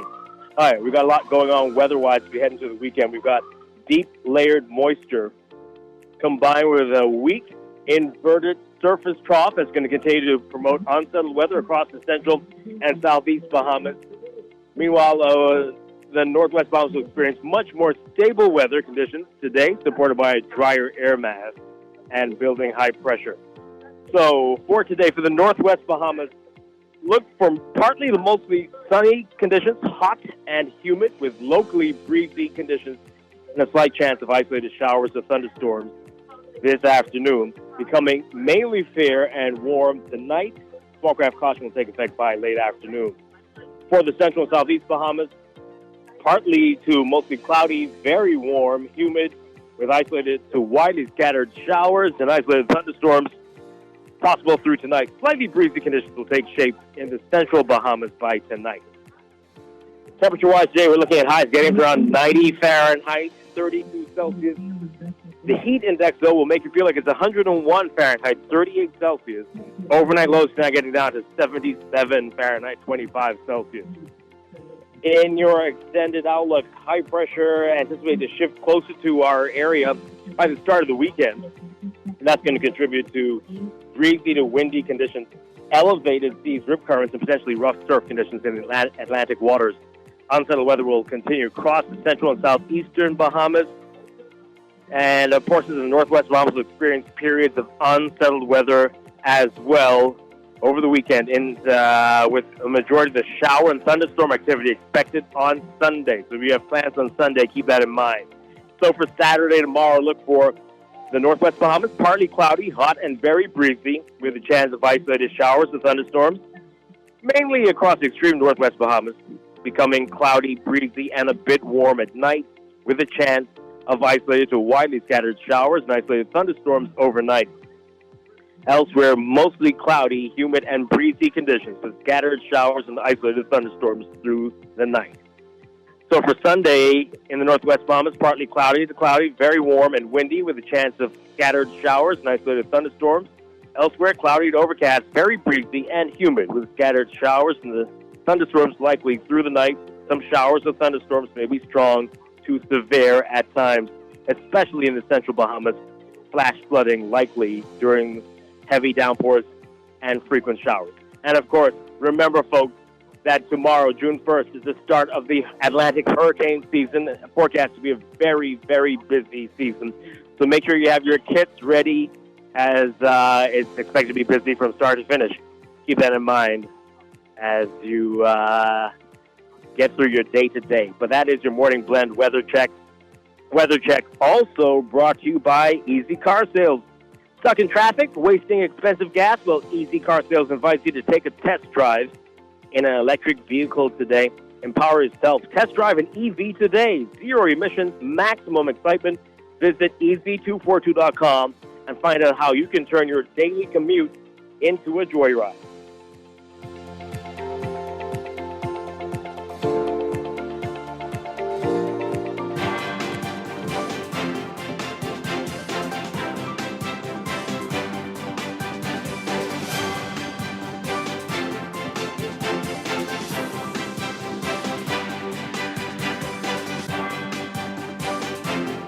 At 8:30, it's time for another check of your traffic for today. Brought to you by RBC. Get a no-fee auto loan with up to 100% financing.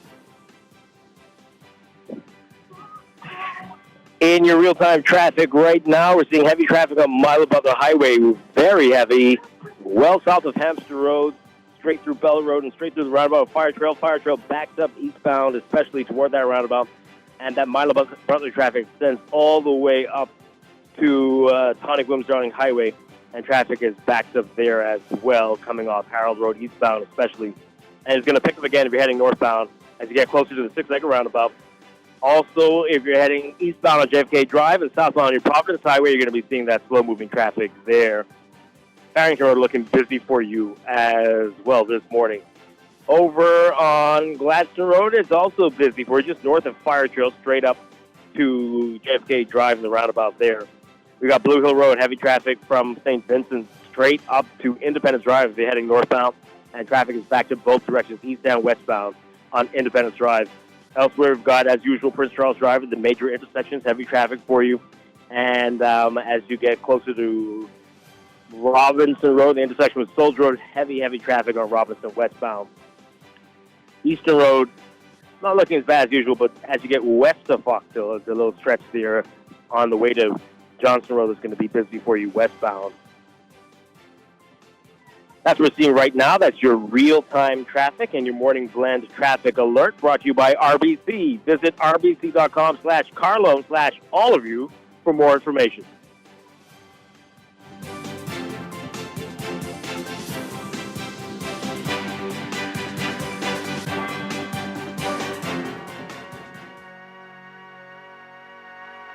Dearly beloved,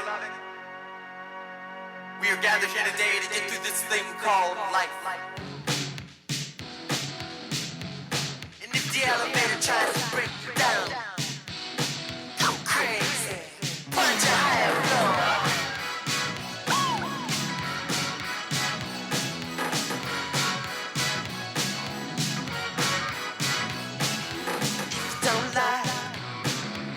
'cause you're living here. Take a look around.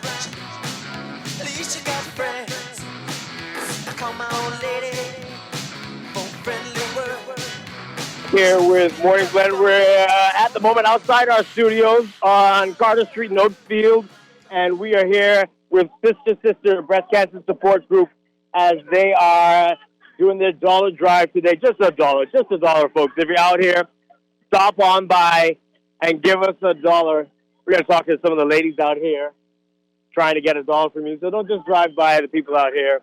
Chantel, we're out here. Tell us about how it's been so far. You've been out here since 7 o'clock. Yes. You're going till 10. Yes. What do people need to know? Yeah, so people need to know, come on down to the Nassau Guardian. The Guardian Media Group has been very good to Sister Breast Cancer Support Group. We're out here, we're raising awareness, we're raising funds for breast cancer awareness. We're raising to save a life. We've been out here since 7 o'clock. Ooh, it's hot. Yeah, but oh, man. I got my trusty little fan, and I am good. So come on down, come save a life, help a life. You'd be surprised. $1, $5 for a needle. You need 3 needles when you go take chemotherapy. So come on down. $1 goes a long way. Yeah. How's the response been so far? The response has been great. I almost got knocked down a couple of times, Oh, no. but the response has been great. We've gotten, whatever you can donate, we appreciate. We've gotten coins. Whatever you can donate, we truly, truly appreciate. So come on down. It's been great this morning. We got a text earlier. Somebody's asking if you're going to be in Grand Bahama for our dollar drive like this. Oh, boy. I wish. We do have a chapter in Grand Bahama, and we can organize something of that nature. So, yes, definitely we will get with them and see if they can do $1 a day as well in Grand Bahama and Abaco. That sounds good. And take Guardian Media along with you when you do it. Yeah. Wonderful. Abaco, we're coming. Grand Bahama, we're coming. Guardian Media has promised. Excellent stuff. Good luck out here. Stay out of the sun. Don't get knocked out. I won't. All right. We're going to head back into the studio after this break. We got a lot more Morning Blend. We're going to be talking about the F&M convention, folks. We're going to have a heated discussion about what to expect tomorrow and a whole lot more. Stay with us here. Morning Blend on Guardian Radio 96.9. Dearly beloved, we are gathered here today to get through this thing called life. And if the elevator tries to break you down, go crazy, punch a higher floor.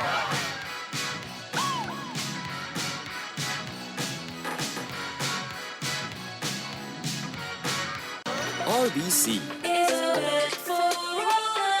Are you buying a home, renovating, or exploring mortgage options? With cash back and up to 90% financing, we'll find the perfect mortgage for you. Pre-qualify in just 60 seconds and get connected with a mortgage specialist today. Visit rbc.com/mortgages/all of you. RBC.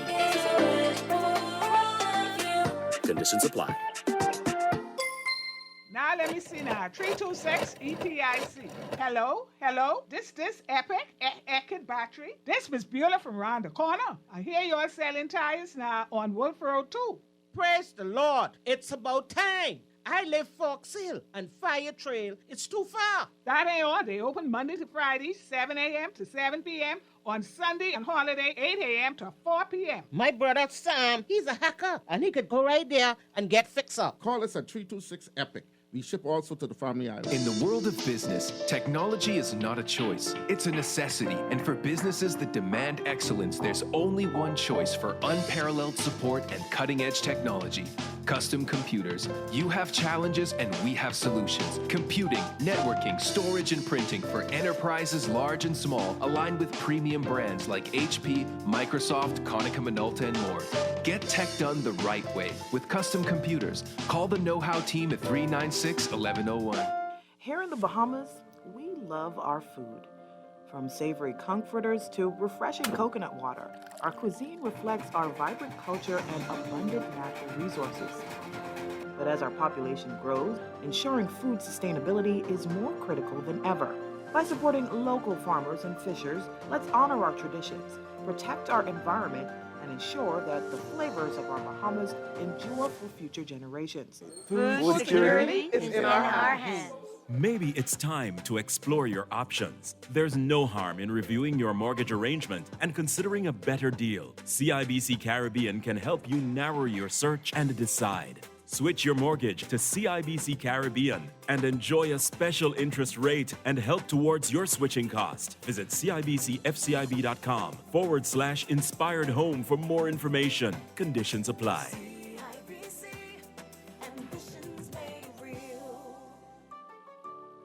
Join us on a day of giving and hope. The Guardian Media Group and Sister Cancer Support Group are teaming up for a special $1 Day Drive. Come down to the Nassau Guardian on May 31st from 7 a.m. to 10 a.m. Your contributions will make a huge difference. Every dollar counts in the fight against cancer. And together, we can help support those in need. Be a part of something bigger. Be the change. Donate $1 and change a life. You've seen electric cars on the road, but isn't it time you drive one? Easy Car Sales invites you to experience the smooth, powerful ride and immerse yourself in the luxury and latest tech features. Find out why the Bahamas is going electric. Visit easy242.com and book your test drive now. What are you waiting for? Save money, drive smarter. There's an EV waiting for you at Easy Car Sales. Maybe it's time to explore your options. There's no harm in reviewing your mortgage arrangement and considering a better deal. CIBC Caribbean can help you narrow your search and decide. Switch your mortgage to CIBC Caribbean and enjoy a special interest rate and help towards your switching cost. Visit CIBCFCIB.com/inspired home for more information. Conditions apply.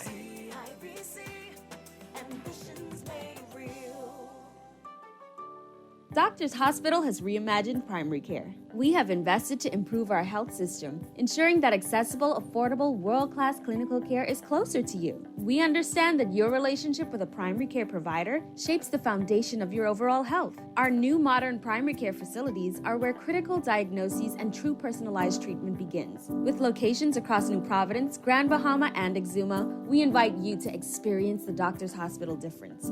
Book your next appointment at clinics.doctorshosp.com. Here's to the go-getters, the early risers, and the late-night dreamers. You, the visionaries, painting futures in your mind, in your studio, your office, your sacred space. Here's to the adventurers, explorers of every realm. To you, the innovators, turning the cogs of progress. In a world where connection is a lifeline, a pathway to possibilities. Alive is the perfect connection for everyone, every lifestyle, every day. Visit BeAlive.com today. Hi, my name is Mavis Vanderpool, and I am ACM of the Great Free National Movement Party. I am here today to support my leader, the Honorable Michael Clifton Pintard, the beloved son of Sister Laura Benson. He has done a great job, and we are here to support him, and we love him, and we ask God's blessing upon him in this event coming up, this great election. Yes, I work it with Pintard, cause he working with me. Boy, only working with Pintard, cause he working with me. Man, I work it with Pintard, cause he working with me. Oh, I work it with Pintard, he working with me. I work it with Pintard, he working with me. I work it with Pintard, he working with me. I work it with Pintard, he working with me. Oh, I work it with Pintard, cause he working with me. Oh, I work it with Pintard, cause he working with me. I work it with Pintard, cause he working with me. I work it with Pintard, cause he working with me. Here's the show-winning art store moment from Shelley and Dee Dee. We're the only full art store in the Bahamas. If we don't have it, we make a list, and trust me, our boss can get that. If you need that, he can get that. You can find sketchbooks, acrylics, the canvases in all sizes, stencils. We have the Angelus that they use on shoes and letters. We're the only persons in Nassau that carries the Montana spray. We have the Krylon sprays, watercolor and paints, the oil, chalk paints, the alcohol paint, metallic paints, the little Floetrol, and we have cleaning products for the artists, thinning products for the artists, and Crayola colors, and glitters, pencils, the Posca markers, and pastels, oil, and the acrylic pastels, dyes. Oh yeah, we also have airbrush paint. I didn't forget that part of the movie. Gift sets, hobby craft, Oil shrimp, clays. stew shrimp gumbo. But art supplies. We have a lot of them. Sherwin-Williams Art Store. Find colour in every day. At Wendy's, we are different. We don't just use beef. It's fresh, never frozen. Our burgers are square because we never cut corners. Served hot off the grill with fresh lettuce, tomatoes, onions, and American cheese. We believe in fast food done right. Always serving fresh, never frozen beef. Order a hot, juicy Dave single, double, or triple. Made with fresh, never frozen beef. Now only at Wendy's. Different inside and out. Now let me see now. 326 EPIC. Hello? This Epic Eckert battery. This Miss Beulah from round the corner. I hear you're selling tires now on Wolf Road too. Praise the Lord. It's about time. I live Fox Hill and Fire Trail. It's too far. That ain't all. They open Monday to Friday, 7 a.m. to 7 p.m. On Sunday and holiday, 8 a.m. to 4 p.m. My brother Sam, he's a hacker, and he could go right there and get fixed up. Call us at 326 EPIC. We ship also to the Family Island. Are you tired of the hustle and bustle of city life, yearning for a relaxing getaway without the headaches of international travel? Well, we've got just the thing for you. Escape to paradise without leaving home with our limited time fly free offer for Bahamas residents. Whether you're craving adventure, seeking to reconnect with your roots, or simply yearning to unwind in secluded shores, the Family Islands has something for everyone. But you better act fast because this incredible fly-free offer is only available until June 30th. Don't let this opportunity slip away. So why wait? Book your trip today. Extraordinary. Discover the extraordinary and experience the magic of the Family Islands. Visit BahamasResidence.com for more information and start planning your ultimate island getaway today.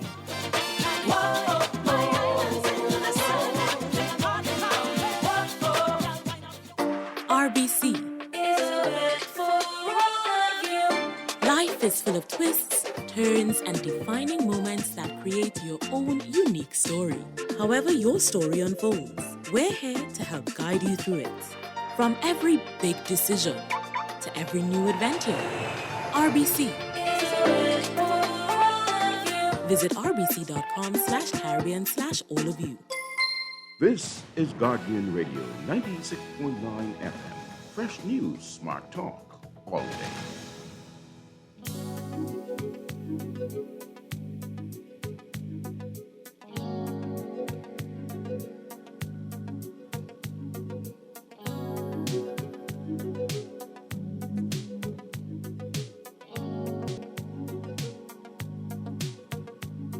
You must understand the touch of your hand makes my pulse react.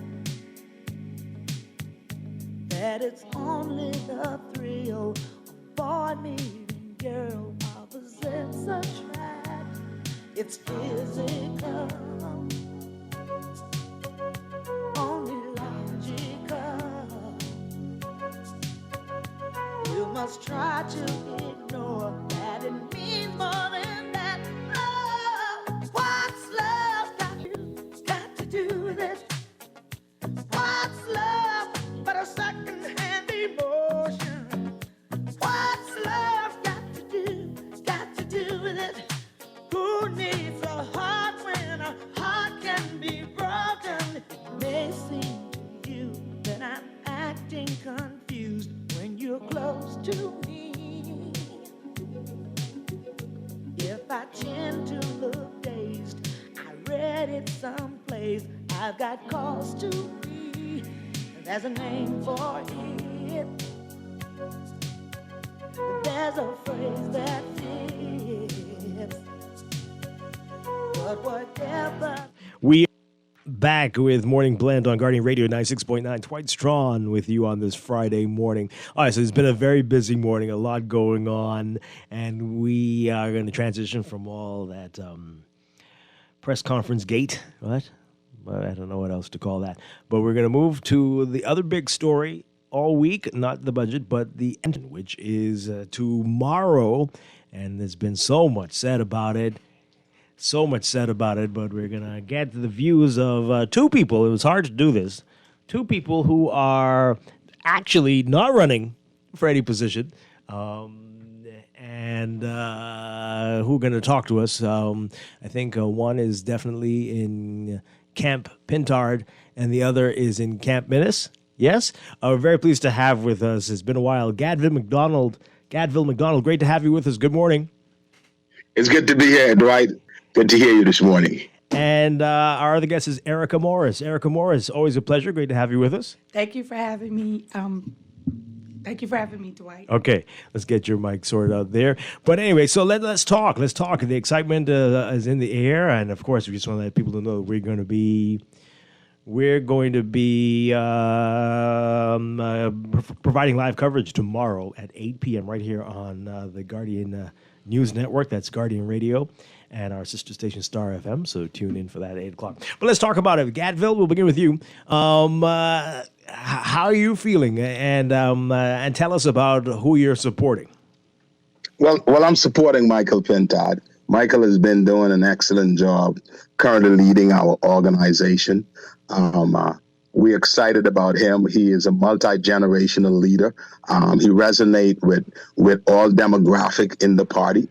And he's been literally rebuilding our organization on multiple levels. He has effectively leveraged the use of the parliamentary debate, the Public Accounts Committee, questions time within the House of Assembly, letters to the Prime Minister, etc., just to hold his government to account. And then he's been doing a great job in the organization, increasing the overall participation by members across all levels of the organization, reducing the debt of the organization, increasing new donor base in the organization. So he's one of us. He's one of us. He grew up in the organization, all of us, and from all demographic can identify with him. He's a younger generation leader, and so we're excited. We're excited about what's going to happen this weekend. We are confident that he will be reelected as the leader of the Free National Movement.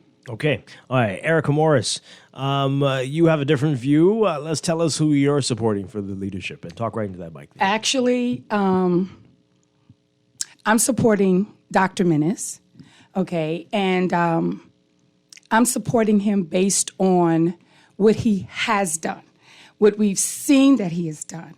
A lot of what, with all due respect, that Gadville have mentioned, those of us in the F&M, who's a part of the institution, we're not quite seeing that. A lot of what he said, okay? Especially especially within the party, because we're still divided. Okay, there were 4 things that Pintard said that he was going to do when he became leader, and we haven't seen that. And one of them was to unify the party. Okay, and I don't know why every time the issue we lose the election, this is a problem. Okay, and we haven't seen that. We just haven't seen that in the party. So, he says that he was going to give us just a trajectory of what the party is. I see now it's multi-generational, because before it was new generational, and we were assuming that it was the younger kids. So now I guess it has changed to multi-generational because of a lot of the people that we could say that are endorsing him. Mm-hmm. So now he has to change it. So far, you've only been saying what you don't really like about Pintard, but what do you like about Minnis? A lot of things. Mm-hmm. I think that Minnis was an awesome leader. Okay, when I ask the question to most people, but what is it that you don't like about Minnis? Oh, he's rude. Okay, what else? Did he not govern properly? Did he not provide for us what we needed? He was doing very well when he first came in. The first year after he came in, after 10 years of no growth, he basically had to salvage, and he did. He had to salvage our economy, okay? And it's not about what I like, because there are a lot of things that I like about Dr. Minnis, and we could speak to his successes, okay? I am a person that, in order to lead me, I need to know and have evidence that you could lead. And I have yet to see that with the now leadership. Mm-hmm. All right. Gadville, I want you to respond to that. Yeah. Yeah, give me an opportunity to respond to that. Because those of us who are in the organization, who are at the core of this organization, who've been working with Mr. Pintard over the last 2 years, we know what he has done. The evidence is there. Now, of course, there will be people who will try to distract from that, but we know better. And I think the results on tomorrow will demonstrate the confidence that the core of the organization and those who have the responsibility to make the decision in the F&M, they will demonstrate that confidence in the leader. Here's what he's been able to do over the last couple of years, apart from what I just discussed. He's formed the shadow ministries to develop party position on national issues that will inform the basis of the party platform. He has relaunched the party Recare initiative, right? And is now helping several supporters with home repair, medical emergency, school fees, debt-related expense, and a wide range of other social issues. Michael Pintard has been working systematically across the organization. He's organized the Stop the Violence campaign in the organization, which is a community-based initiative, Dwight, to fight factors contributing to violence at home, school, and within our organization. So while people have been talking, Michael has been at the core of building this organization. He is encouraged across the organization an overall culture of participation and inclusion with everybody. And so when I talk about him being this multi-generational leader, I'm talking about him relating to every demographic in the organization. You speak to the older persons, the MCMs, the ACMs, and those who have contributed to building this organization. They have a wonderful, respectable relationship with Mr. Michael Pintard, because here's what he doesn't do.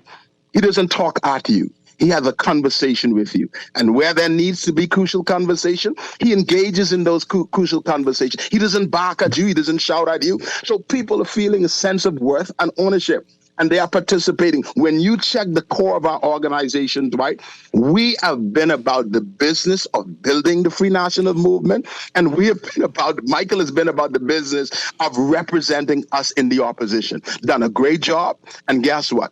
The level of organization that Michael has been able to bring to this organization, we haven't seen this for years. And so we're excited about it, and I can tell you tomorrow, you will see the result, 3-1.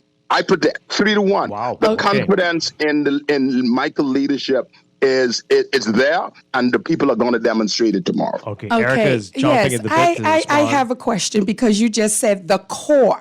Okay. Why is it that all of what you've named now, yes, I remember him walking through the streets with a few people about stopping the violence, but you've said, and nobody else knows about this. Nobody else. Why hasn't it been spread throughout? Well, Erica, we've been, one of the talents that we have is that many persons want to be distracted. No. Distracting too. Let me finish. No, because I let you talk. So if you're a part of the F&M, then you would know this. If you are serious about knowing what's going on in your organization, we have council meeting every month, right? You have association meeting every month. Michael has raised the level of participation in all association across the length and breadth. Guess what? He's addressed 85% of the Free National Movement Association, right? Basically, almost a first. For F&M leaders. So he's been engaging association. So for F&M, so anyone who is an F&M to say what you're saying, right? I question their engagement and involvement in the party. And I question their mission in the organization. Because what you're saying is not what we have been doing. He has been actively involved in building this organization. Okay, Gad, 1 second. Wait a minute. Okay, Gadville, what you're saying is he has been actively building. I'm a part of the Women's Association, okay? And I went every single month. You could roll a bowling ball down those aisles. Everything of what you're saying, and if we had a core, because you said a core group, okay? When those people come out of association meetings or council meetings or whatever, those stuff, I am a part of 6 F&M groups. And not once have anybody ever, yes, I know they've had a 70s party where about maybe 20 people showed up. It's the same people that's constantly showing up. Okay, you have not been. That's incorrect. That's not. Incorrect. No, we have pictures. I'm a part of the Women's Association, and a lot of the people has just had All right, so I think a very successful election. No. Okay, please. Wait. Hold on, everybody. You can't all finish? some of this stuff, though, is, I mean, the public really, outside of the FNM, does anybody care about what you're talking about right now? It doesn't. My thing is, right. you're right. One at a time. One at a time. You're right, Dwight. Mm-hmm. Exactly. Right. And so that's why we want to focus on what Michael has done in the organization. Okay, I got a few questions. Eric, I want to go back to something you said earlier. You said that you want the proven leadership. But when Menace was in opposition, people were saying the exact same thing. No, but here it is. Well, why is this different? When Menace became the leader of the party, he was the Minister of Health for 2 years. I mean, for two terms, if I'm not mistaken. Not back to back. Okay? There is proven things. We have things that he has done. If I could think off the top of my head, okay?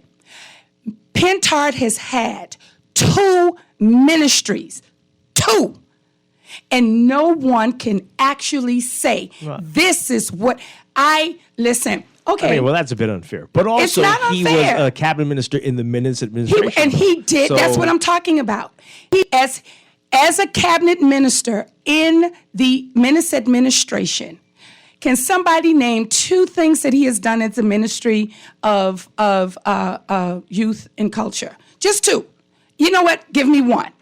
But you see, this is a faulty premise because, I mean, maybe he wanted to do more, but because of other issues, including who the leader of the party was, he might not have been able to do this. Who knows? So why haven't that been expressed? Okay, wait a minute, Gadville. Okay, I let you speak. Really quickly. Mm-hmm. Okay, and that is my thing. He's been vocal about everything else. Why not say, my hands were tied, I couldn't do anything? Okay, and give me the reasons why you weren't able to do that. And it's not bashing him. I am a person. In this organization, when he became a leader, he said there were 4 things that he was going to do. Okay, he was going to bring unity to the party. He was going to get the associations up and running. We're still trying to get those associations up and running. We are still fighting. We're still trying to figure out exactly what the trajectory is in the party. And all of these things that he said, that Gadville said he's doing, the general public in the FNM, we don't know anything about that. Let's get Gadville to respond. Well, Dwight, let me just respond. Erica may not know it because she doesn't want to know. I should know because it should be in the groups that I'm in. You keep saying the core. Time is going. Let him respond. I'm not even going to get into her comment about groups because many of those groups are formed to be distracting to the mission. And you were a part of them, and you were part of a couple of them. Of the leadership. I'm not a part of any group that you are in. Yes, you were. Right, well, let him respond. Let me move on. I don't want to get into that. Here's what I'm saying to you, Dwight. This election is going to be based, it's a referendum on leadership. The leadership of Michael Pentard and Dr. Hubert Menace. And I'm saying to you, that the core of our organization and those who've been given the responsibility to vote, they're going to vote very precise, very clearly tomorrow. The results is going to be very clear and precise. Okay. That they have great confidence in the leadership of Michael C. Pentard. He's been building this organization from the core, right? Our association is up and running. Okay, so you said that, Gavin. Let me ask you, why not Menace for you? Why are you not supporting Dr. Menace? Well, number one, I Dr. Menace, I believe, has served his time, right? And for me, from my own perspective, I think he was not as inclusive as he can be. He was he did not allow the full arms of the organizations to function effectively in the manner in which I believe they could. And there are some other leadership questions that I have, or his style of leadership, that I may differ at this particular time. I believe that we need a leader who's going to focus on building not only our party, but our country from the bottom up and from the middle out. Someone who can identify with the concerns and the felt needs of our community and those who are located within our organization itself. And I believe Michael Pintard is that person. He's a younger leader. He's well prepared. When he presents, he's well prepared on issues. He can grasp big ideas and concepts in a very short period of time and be able to respond to them. I don't see the other person having that ability to do that. And I believe that he's a new generational leader. Okay. Erica? Gadville, the truth is not in you. First of all, no, let's be real, okay? You're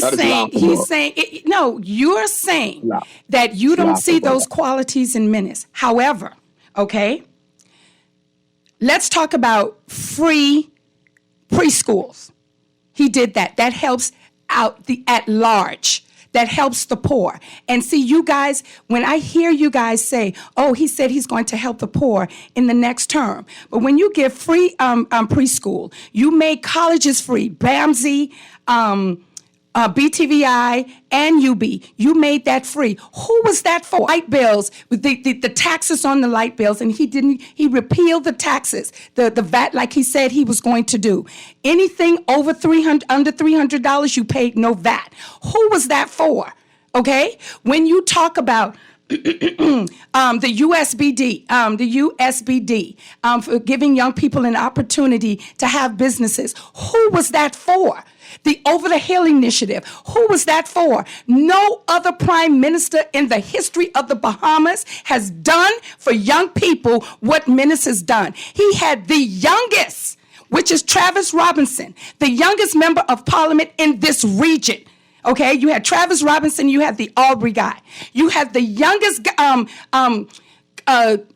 what is it called? Counseling.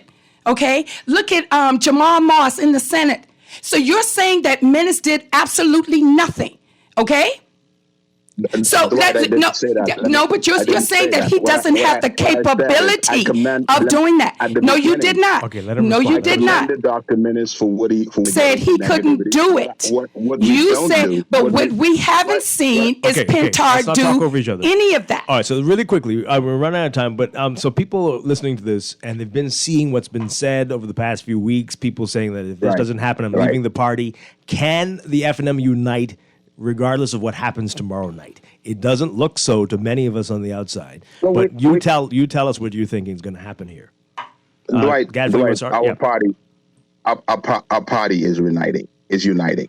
When you speak with the delegates, that is the number one concern that they have, and they've been saying it. They know that there are some people who wants to distract and wants to keep us divided. We're not about that. Our leader is focused on uniting this party. He's been unifying this party. That's what he's been about, right? Now, as a result of tomorrow, and you'll see, the F&M delegates will speak very clear tomorrow on who they want to be their leader. I believe that Michael Pintard will be the leader, and we'll move forward to unify our party. One of the things we do is we celebrate what has happened in the past, all of our leaders. Hubert Ingram, we celebrate Hubert Menace. But what we don't do is, and Michael has been saying over and repeatedly, we don't owe them our future. And so we progress forward. We progress forward with a more innovative, a more engaging, right? And visionary leader, a youthful leader who we believe will resonate with the Bahamian people, but who is committed to the Free National Movement. He was brought up at the core of this organization, serving this organization, organization consistently above himself. Okay. He sacrificed for this organization repeatedly. And he has a vision, I believe, that will resonate with the Bahamian people. See, this is the thing. I'm a part of the F&M. Still a part of the Women's Association, and I have yet to see these. But Menace gave the ultimate price above self was when he made the tough decisions. Even though they were not popular, Michael Pintard said, I didn't agree with a lot of those things. If he was so horrible, I don't understand. Why not leave, the party? And then why put yourself up to run again in 2021? okay? And they like to talk about the distractors. Listen, I have no problems with Michael Pentard personally. But if you want to be honest, Gadville, the line was drawn in the sand the day he became the leader, and he had his supporters. He named them the A-Team. When you can tell another F&M, I'm on the train and you leaving some F&Ms behind. That's not unity. That is not unity. It is not. Gadville, I did not interrupt you. We got to make it quick. I didn't interrupt you. I want you to be truthful. We have always, when you can just conspicuously omit Menace from, you guys, we wouldn't even defend what Menace has done in the last administration, and Pentard was a part of that. He was a part of that that cabinet. He wouldn't even. Gadville, I'll get to you in a second, but let me just ask you, Eric. I asked about whether the party can unite. I think we can, and we've seen that happen before with Dr. Menace. After he and Loretta, we united and had the biggest landslide that people like Gadville like to. Is it going to be a fake truce? I mean, because it sounds like there's a lot of bitterness and animosity. And you know what? I think at some point, it's like family. You have some of them, you'd be like, okay, you know what? For the sake of the party and for the sake of what's good, we need to do this. And then eventually you let that go. Is alive it is not when you are padding votes. Don't forget, let's talk about North Andros. Is that democracy, what you guys did with the people in Andros? Or we don't want to discuss that? Let's Gadville respond. Mm-hmm. You know, my life is about honesty and truth. I don't engage in trying to be distracting with things that does not contribute to advancement. And so the Free National Movement is an organization of democracy. Michael has been exercising great level of democracy and across the length and breadth of our So party. why isn't anybody on Menace's team a part of the? Let him finish. Why isn't anybody? For the most part, Dwight, the narrative that is being shaped, I don't buy into it. I believe that there is a small segment of our organization that wants to hold on to the narrative that we are divided, right? So because it serves their purpose. But I believe at the core of the organization, when you speak to delegates, we are united. We are united, and we believe when we speak tomorrow. You just said that the delegates are worried or concerned about us not being together. We are, everyone will be on board, will be on mission. And we are hearing that across the length and breadth of our country, among our voting delegates, among the core of our organization. That is what they want. And the leader, our current leader, and the leader that will be elected as of tomorrow will be Michael Pentard, will continue to unite us as a party. Okay. That is his mantra, and that's what he's been focused on. Erica, you have the final words. 20 seconds. No, and you know what? Whoever becomes the leader tomorrow, may the best man wins, but that can tell other F&Ms, you're a 5%er, we don't need you. I'm on a train, and if you're not there, you take off. Let's not pretend as if we are not having some main issues. And if those few people you say are distracting the party, that shows something about our leader and the people who are around them. And it's not good. It speaks about the person who's encouraging them, but we move forward. God bless you. Okay. All right. Well, I got to thank you both for being here, Gadville McDonald and Erica Morris. Lively discussion there. The phone lines are all lit up, but we are out of time for this segment.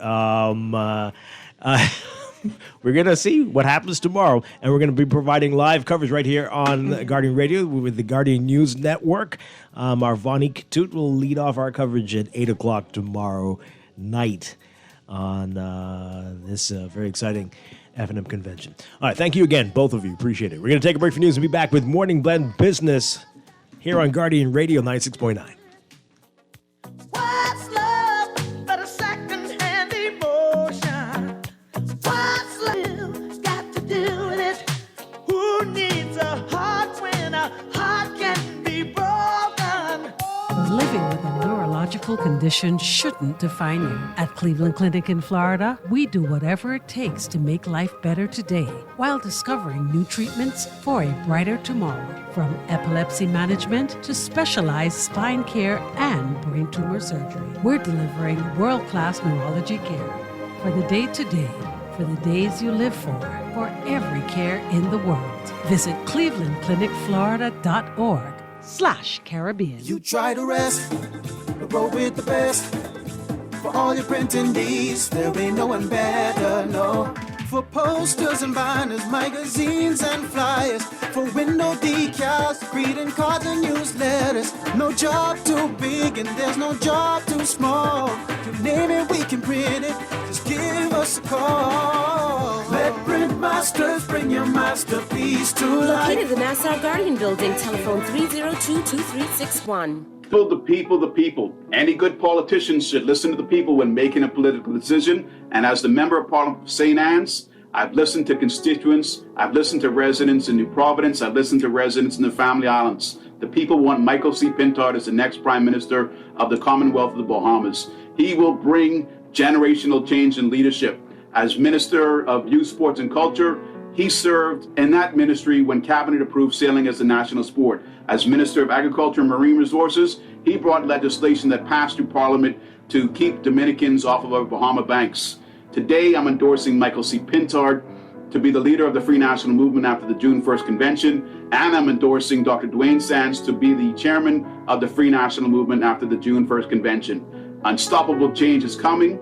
Bahamas will be better. Yes, I work with Pintard, cause he working with me. Boy, only working with Pintard, cause he working with me. All those loans I had were so overwhelming. Fidelity's debt consolidation loan combined all my loan payments, the built-in savings plan that pays me unbeatable interest. It's time to make that move to Fidelity. Call 356-7764. Fidelity, we're good for you. This is Guardian Radio, 96.9 FM, Nassau, Bahamas. The views and opinions of the host and guests are their own and do not necessarily reflect the position of the management and staff of Guardian Network. Wake up, it's a new day. Wake up, it's a new day.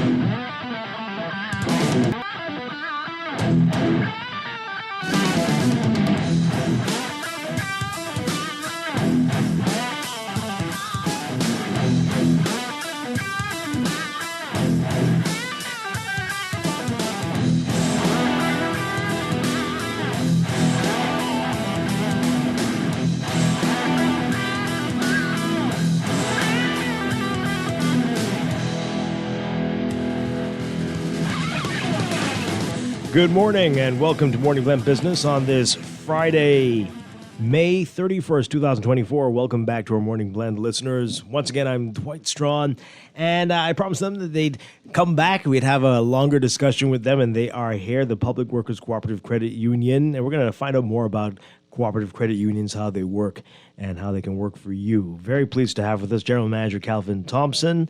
We have Operations Manager Nika Delancey, Assistant Operations Manager Akeo Roll, and we have Senior Loans Officer Aisha DeVoe. Everybody, welcome. Great to have you with us. Thank you. All right. So let's begin. What is a cooperative credit union, and how is it different from a bank or other financial institutions? Who can start us off with that? Well, I can start. GM Calvin Thompson. Get a little closer to that mic for us. Sure. So a cooperative credit union is basically a group of persons who've come together, pooling their resources to provide a service from which they all benefit. And in terms of how it is different from a bank, well, it's different from a bank in terms of its operating philosophy. Normally, it's not for profit, but for service. But you know, in these days and times, we have to be profitable. And so we have to make sure that the service that we provide to all of our members generates sufficient return to be able to keep the institution going. Mm-hmm. In terms of how it's different from a bank, we have members, stakeholders, who really influence the direction of the institution at the annual AGM, annual general meetings. And basically, you know, it's democratic in structure. And so they have a say in where the institution goes, and one vote per one person. And so, in the banks, for example, the shareholder that has the biggest deposit base, right? They have more of a say. No, that's not the way they go So about its not work. shareholders. Yes. No. Okay. Yes. So do you have to be a member? And define that exactly. Tell us about that and what's changed today based on how it used to be. Well, a member is a shareholder, okay, and they are a part of the ownership, and that's what makes them members. And in becoming a member, there are certain privileges that they have access to, such as our loan products, as an example. We do also provide a service to persons who are non-members. We call them depositors. Okay. Some may call them customers, and we provide deposit services to them, along with paying them an acceptable return on their deposit activities with the institution. And so we cater to our members, and at the same time, we cater to the wider public deposit needs. All right. So what would be the benefits of being only a depositor and not a member? Well, why would you choose that? Why not become a member? Who does that work for? Well, the members, by the way, given how we're structured, legally structured, the law that governs cooperatives stipulates that only members can have access to our loan products. Okay. And so that's the difference. Yeah. If you're a non-member, we can provide you with deposit services. But if you want access to our loan products, the law stipulates that you have to become a member. Right. Right. So you talked about law. So this is a legal. There are the rules limiting and allowing you to do certain things. Yes. All right. So with your name, Public Workers Cooperative Credit Union, do you have to be a public worker in the public service to be a member or a depositor? Well, at some point in the past, you had to be a public worker, but that's no longer. So at our recent AGM, we opened our bond. And so that means that anyone who wants access to banking services, join anybody. Wow. And we're hoping to tap into the unbanked or the underbanked in the Bahamas. So we're going to aggressively pursue everyone to become a part of our fine institution. Right. Has every credit union done that? Every cooperative? Because we know you have teachers, you have other types that are very specific in their titles. Everybody's done that, or just a few where they've opened it up to everybody now? Just a few. There are some still who have what is called closed bond. Okay. All right. So last time you were here, we were talking about how the central bank is pushing for everyone to go digital. They've launched a campaign. Let's talk about that. The changes you've made to encourage digital processes. What's changed from how it used to be and what you're doing now? Well, at Public Workers, we're committed to supporting the central bank initiative. I know that it's being promoted by the central bank, and basically they're promoting a digital payment solution across the country, and their objective is to promote financial inclusion, and that is to tap in bank and the unbanked. We support that. We want to be a part of that. We see that it ties in quite nicely with our overall strategic plan, which is to promote our members, attract more members, and also attract other Bahamians who can access us for financial services that they would normally traditionally go to the banks for. And so we've made an investment decision to basically put ourselves in line to become a part of the payment system. In addition to becoming a part of the payment system, we want to be able to issue electronic money, sand dollar. We're prepping for that. In addition to that, we also want to become a money transmission service provider as well. And we also are prepping for becoming a part of the ACH. And so basically, when we're done with our objectives, and we're going to achieve those, you're going to be able to walk into Public Workers and access the same level of service that you can go to a commercial bank for. Yeah. Wow. You have a timeline for when this will all be completed? It's already underway. It's just a matter of achieving certain deliverables and making it available to the public. So Within months. We in a sprint. Yeah. We woke up and realized that, hey, we were a little bit behind, and we need to get as quickly as possible. Yeah. And so we're giving ourselves by January 2025, we're looking forward to making significant achievements along that line. Excellent. Let's talk about it. And debit cards, credit cards. You got a little taste of that a couple of days ago. But tell us more about that, how that's working, and how long that rollout has been underway for. Well, Okay. Our credit card platform, that's been online for quite a number of years. But in the past, I'd say about 2 years or so, our debit card initiative has been online. And as we spoke about earlier in the week, our online platform is about to be released. In order to access our online platform, you are going to have to be a debit card holder. So we encourage all our members again to come in and apply for a debit card, and so you can access our online platform as we are evolving. We are not staying pat. We are evolving with the 21st century and trying to be one of the best financial institutions in the Commonwealth of the Bahamas. Yeah. Tell us about the online platform. Explain it to us for those who don't understand what that means. So with the online platform is going to be solely based for members to, 1, view their accounts, 2, to transfer monies between their accounts, and also to track their transactions. And that was a big pushback for the last couple of years. Members, they can't access their transactions and they don't know what's going on, and they always have to call the office to find what's going on.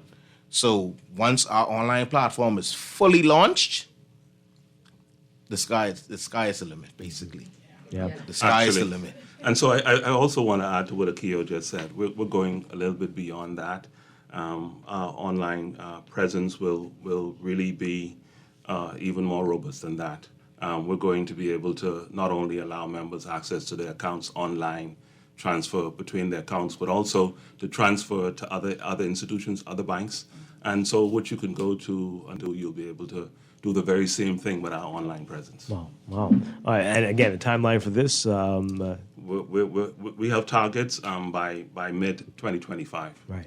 And hopefully earlier. We're in a sprint. Okay. Hopefully we can get there earlier. How has the response been from your clients? What are they saying? Are they receptive? Are they open to this? A lot of our members, they are very excited to see the involvement of public workers. Get a little closer to the mic there. Yep.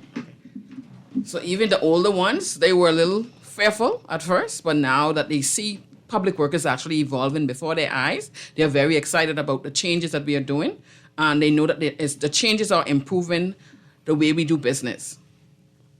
Yeah. It's a learning curve. You're seeing people asking for a lot of help, Definitely, it is a learning curve for Public Workers Credit Union because, as we said earlier in the week, we have older members, but with our member services representatives assisting them, they're very excited about the changes that we are making on their behalf. Yeah. And so, again, I'd like to comment on that in terms of involving our older members. All it takes is a little bit of time and a little bit of attention. It's an element of fear, but older members can be made or trained to adapt to the digital age. And we're focused on that. We have invested in a full-time training officer department, and so that training department will be responsible for making sure that all of our staff members are ready for the digital age that we're now in. And at the same time, it's going to be focused on educating our members. And so we're willing to take the time out to bring the older members along to make sure that they're comfortable with the use of the technology. Yeah. Now, you keep saying it, older members. What about getting of cooperative credit unions? How's that been going? What do you think is causing them not to think about it as much as older people? Well, for us, we find that our online presence is not there. So a lot of our younger persons, they're pushing more towards the commercial. But over the last few months, we have been getting a lot of young persons responding to our Facebook ads and so forth, and they have been coming in to sign up for the credit union. All right, so it's changing. Yes, Yeah. a lot has changed. Yes, and we're not just focused on older members, we're focused on all members. Yeah. And, that includes our younger members. We're not an old institution, okay? Right. And so we're going to target our younger members. And it's just education. They don't know what's available to them at public workers. And so we are engaged in an educational program that will see more and more of them being attracted to what we offer. Yeah. We know it's getting a lot of attention the last few years. The fact that interest rates are basically interest on your deposits at banks practically zero, if not below zero. Yeah. And we know the credit unions are different. Let's talk about that and how that is possible. Well, the way the cooperatives work is that basically we provide a service, and at the end of the period, we look at how well we've done. We know that we have certain obligations under the law to provide for various types of funds, and that makes us solvent and viable. We have to secure that. We have to make sure that we're building capacity, increasing our capital. And after we've done that, we look around and the board makes a decision as to how much that comes back in the form of payments on their equity funds or their equity shares and payments on their deposits. We have certain fixed obligations like certificates of deposits that's standard. That's not affected, but certainly the interest rates that are paid and also the returns on their investments, they're pretty good. And one of the things that we are endeavoring to do is we're trying to really strengthen the institution, and so we're promoting long-term investments in the institution. And so we've made a strategic decision to make sure that the greatest returns are in the area of our equity shares, which is what we're promoting. That's a long-term investment, and so that represents a bigger bang for your investment. Yeah. All right, let's talk about loans. And you should know you're the senior loans officer. Can you get a loan for everything at a cooperative credit union that you could at a... We offer at the Public Workers Credit Union. Okay. Everything. So tell us more about that. What's required? What do you need to do? So the requirements, as Mr. Lanzi mentioned, it's open bonded. So government workers are expected to bring the regular qualifications, their pay stubs, job letter, and any proof of collateral that we can hold at that time. Mm-hmm. How do you compare with the interest rates on your loans compared to the banks and other? Our interest rates are competitive, very competitive compared to commercial banks and any other financial institutions. Yeah. So we welcome, we are here to assist. We have packages and other financial obligations, and we can assist. Yeah. So in reference to the loan side of it, we do offer unsecured loans. We are in competition with banks, so our rates are very competitive. We can match whatever they bring to the table. Wow. Mm-hmm. Yeah, so we could either match or beat. Mm-hmm. So anyone can actually walk into the credit union as long as they're fully employed and Yeah, go on. actually prove that they are able to do salary deduction, because we do strictly salary deduction at this time. Okay. So you could walk in, you could see the loan office, you need $5,000, you get that same day. Oh, wow. Or the next, depending If you have all the required information. Once you have the necessary requirements the same day, you can get that. Yeah. And we also offer mortgages right now. We're pushing our mortgage campaign. We have a fair coming up at the end of June. Do come out to that. It's going to be at our office on Wolf Road. A lot of persons don't know where we are located. We are located on Wolf Road, directly opposite the Great Commission, Public Workers Cooperative Credit Union.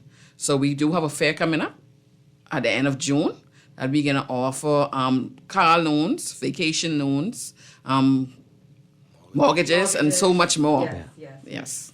Wow, okay. Yes. All This will right. be a grand event. Oh, get right into that mic, Aisha. I'm sorry. This is a grand event. We invite members and the general public to join us on that day.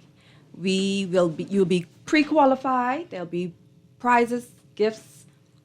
Please come and join us and allow us to Yeah, give us the date and the time. It's June 10 to 4.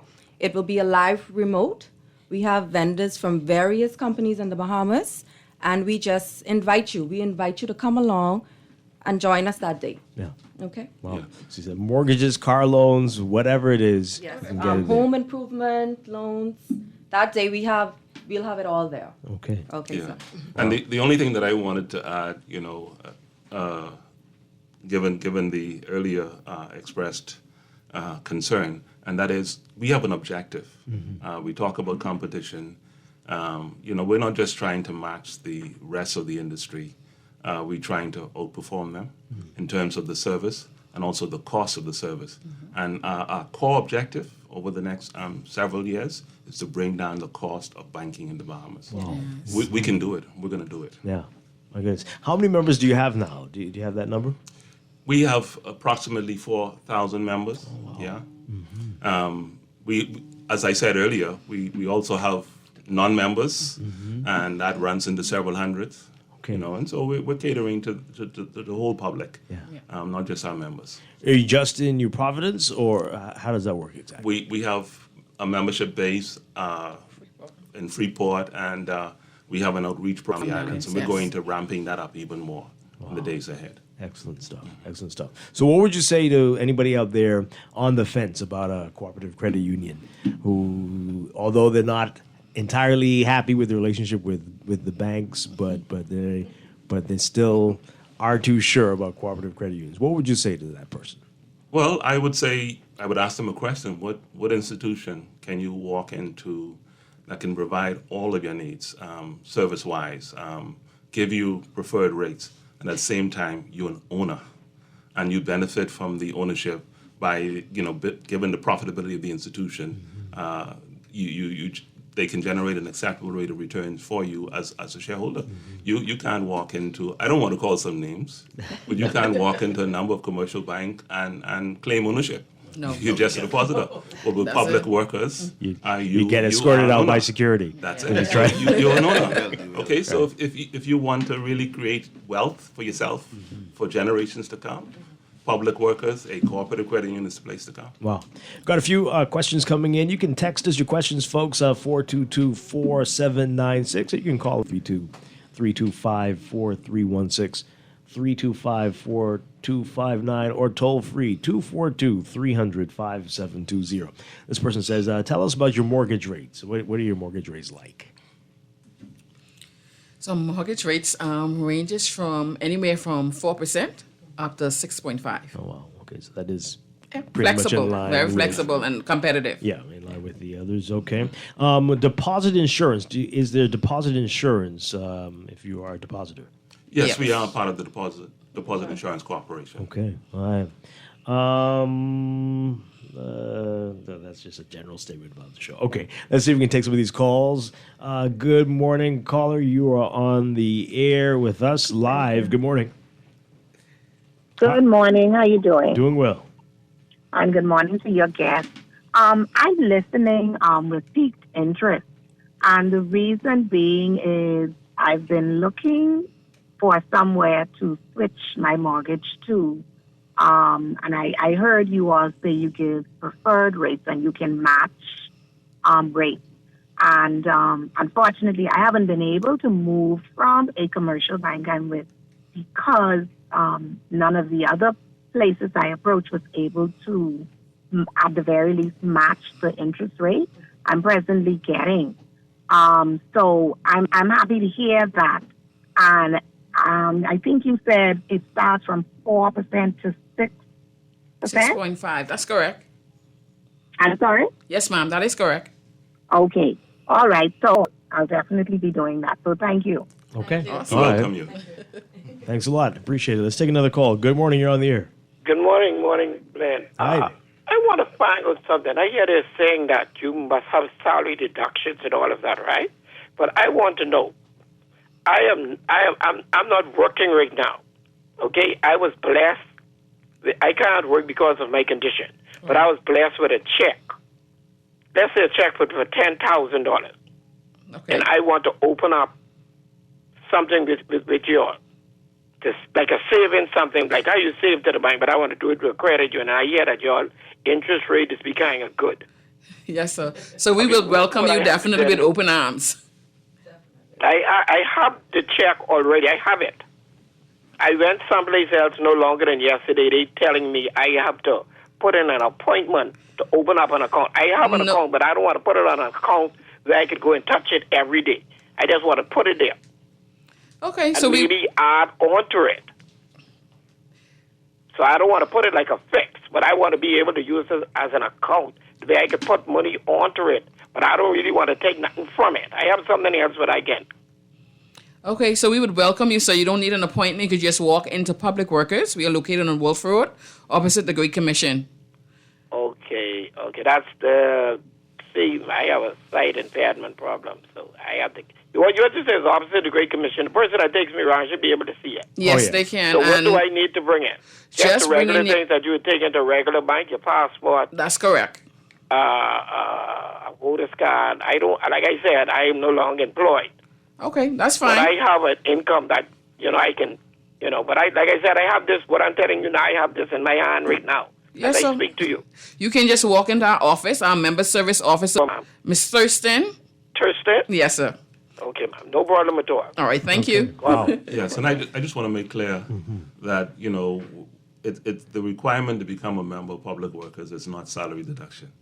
Right, right. That's for another Loans product. only. Yes, that's loans exactly. only, yes. All right, so anyone can walk into Public Workers Yeah. and benefit from what we have. Okay. Are the loan rates the same for members and for non-members? In order for you to get a loan, You have to be a member. you have to be a member. Yeah. Yes. All right. Tell us again about the requirements to be a member. You have to pay something monthly, or what is that? What's that about? So membership requires you to have equity shares, qualifying shares, and regular share account. Minimum monthly deposit is $51. Oh, okay. That's it. That's it. That's it. Okay, break down those shares that you were talking about. What is Okay, so the equity shares, what Mr. Thompson mentioned earlier, is a long-term investment. The minimum on that is $250. That's it. That's it, $250 minimum. Okay. And you get interest on that annually. Wow. Yes. $250. You could increase. That's the minimum. You could increase because we go up to $250K. Yeah. So it's up to you. So if you have that money sitting down underneath your pillow, bring it to Public Workers. We'll welcome you, and you get the highest rate of return on that. And then we have the qualifying shares. In order for you to be a member of the credit union, you have to have a qualifying shares. And the regular savings account, a lot of persons are not aware that the credit union, the difference between the credit union and any other financial institution, with your share account, it is actually a built-in life insurance. Yes, it's a built-in life insurance. And we have a built-in life insurance on shares as well as loans.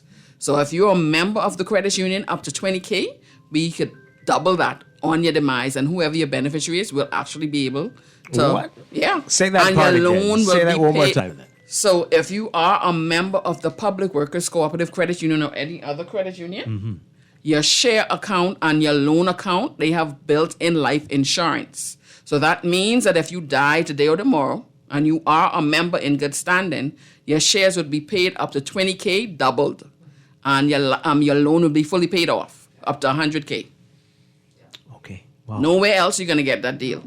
Oh boy, that is very, very interesting. Let's take these calls really quickly. Good morning, caller. You are on the air.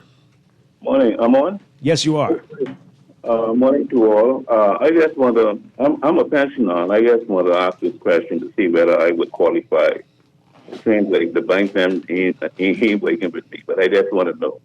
Okay, I have a 3-bedroom, 2-bath, right? In good order, and my wife died lately. And my plan is to, I wanted to just cut the place up and rent. I can get in a 2-bedroom apartment in the back, bathroom and everything, kitchen, so on. And I still owe the bank. I owe the bank less than $50,000. I just want to pay them off, and I just want to know whether I would qualify or not for something like that. I'm a pensioner. Okay. Mr. Thompson? Yeah, that's possible. Thank you, caller. We can do an assessment. We'll look at it and see what the possibilities are. Why don't you come in and give us an opportunity to provide a solution for you. Yeah. Wow. All right. Come on in and talk. Whatever you have going on, and they'll work out something, it seems. Good morning, caller. You're on the air. Hi, good morning, Dwight, and to your guest. Hi. Good morning to the nation. Good morning. Question. The credit union on how We're not, we don't have any affiliation. All of us are under the one apex body, the Bahamas Cooperative League. So that's our brother credit union. Yes. Okay. But there's no affiliation. So everything you were saying about your credit union applies to that one also? No. I'm speaking to the life insurance. If you have a savings account with them. Yes, sir. It's the same. It's the same. Okay, Yes, sir. that's what I was trying to confirm. Right. Now, what is your rates compared to their rate? Well, you've heard them say their rate. Now you got to call them to find out what theirs is. They can't advertise to them. Thank you. Okay, thanks a lot. We'll take our final call on this as we're running out of time. Good morning, caller. You're on the air. Yeah, good morning, Mr. Strong, and good morning to your guest. Hi, good morning. Yeah, I like what I'm hearing, right, versus the bank, right, saying the tank. But my question is, I have young children, so let's say I wanted to open up an account similar to what the gentleman was saying, something that you could just have sitting there, you don't really need to touch it. But I'm trying to gather the differences, because if you die, can you open up an account to benefit? I mean, I see you said something about beneficiaries, and without, like, say something happened to you abruptly, your children wouldn't need a lawyer to get the little bit of money that you No, need, sir. whatever. Once you come in and you fill out that nomination form or beneficiary form, you wouldn't have an issue. Or is it just, so I have a business license, a passport. What do I have to bring in? Because proof of address, 2 government issued IDs, and you could also bring in your business license. Okay, thank you very much. Yes, sir. Thanks a lot. All right, so do you have to be a member for an extended period of time to get this life insurance benefit, or what if you just joined last month? Same benefits. Wouldn't make a difference. No, it wouldn't. Wow, that's wonderful. That's wonderful. All right, so let people know, again, how to reach you, where you are, how to get in contact with all of you. Okay, so we can be reached at 323-6594, 322-1318, 808-1131. We are located on Wolf Road, directly opposite the Great Commission, two-story blue trim blue building. Sorry. We are also on Facebook, Instagram. And in Freeport. Sorry. We do have a Freeport office, Oak Street in Freeport, and we can also be reached from all of the Family Islands because we will be doing visits to the Family Islands. Just stay tuned for that. Wonderful, wonderful. And again, it's the Public Workers Cooperative Credit Union. Yes. That's correct. All right. Thank you so much for sharing this information. And remind folks about the fair, the date. Yes, save the date. Save the date, June 29th, 2024 at 10 a.m. We welcome members and the general public to join us on that day. This will be a grand event. Vendors, you can be pre-qualified for home improvements, auto loans. Come down, mortgages, come down. Let us assist you that day and have a family-filled fun day. Prizes and surprises for kids. Come on down, please, and join us. Save the date. The calls keep coming. We're out of time, but let's see if we can squeeze this one in really quickly. Good morning, caller. You're on the air. Morning, Dwight. How are you? Doing well. All right. Good morning to your guests. I just turned on a few minutes ago when I hear Public Cooperative Credit Union, public service. Who does that include or who exclude? That's all I need to know. Cooperative Credit Union is open to the general public. Anyone can join. Okay, that's a good note to end on there. Calvin Thompson, thank you so much. Nika Delancey, K.O. Roll, and Aisha DeVoe, thank you all so much for being here. Thank you so much, Great to have you Mr. back Strong. with us. And hopefully we'll have you on again Definitely. often. But thank you very much for being with us this morning. Thank you so much. All right. Let's take a break, folks, and we'll be back to wrap up things on this Friday. This is Morning Blend Business on Guardian Radio 96.9. Stay with us.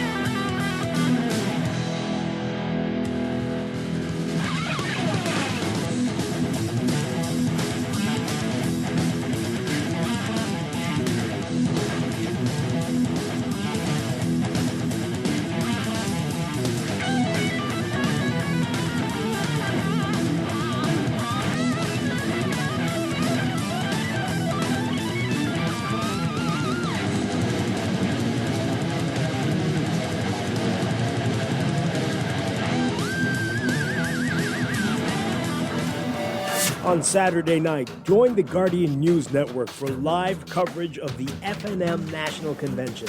Our Vani Katut will be at Bahamar, bringing you analysis and all the developments, speeches, and results. That's live Saturday at 8 p.m. on Guardian Radio 96.9 FM and Star 106 Hits from the Guardian News Network.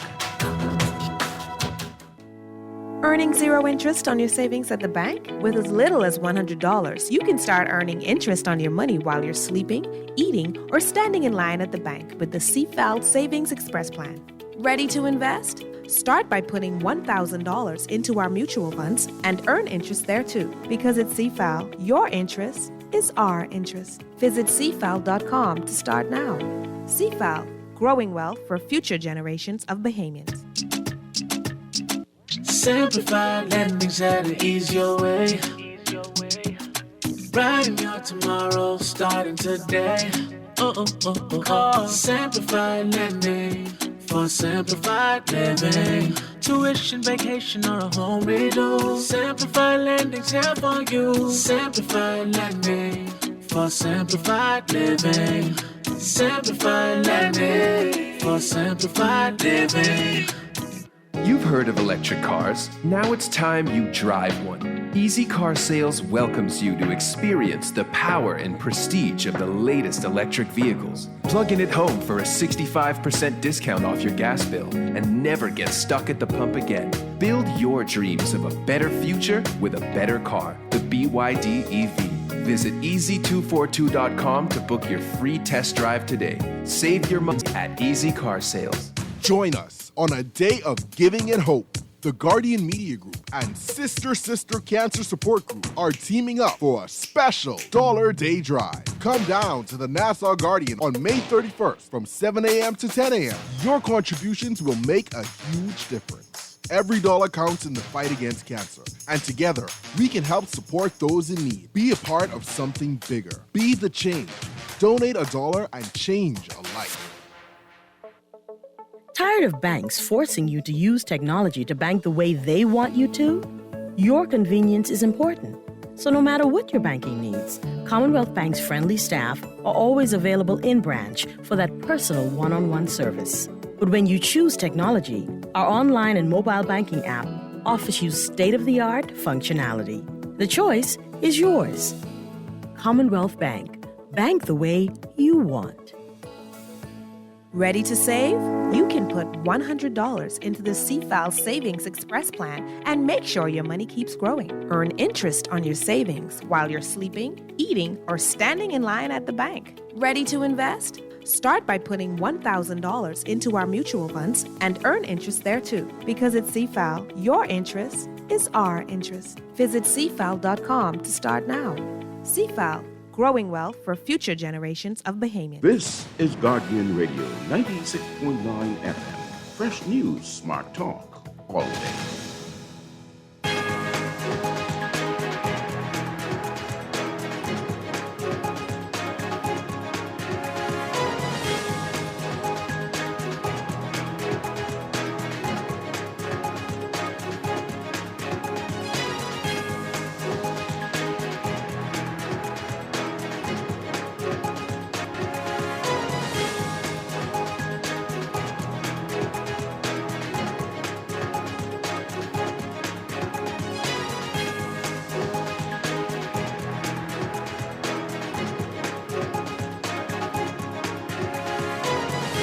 It is time for your morning business report, brought to you by CFAL.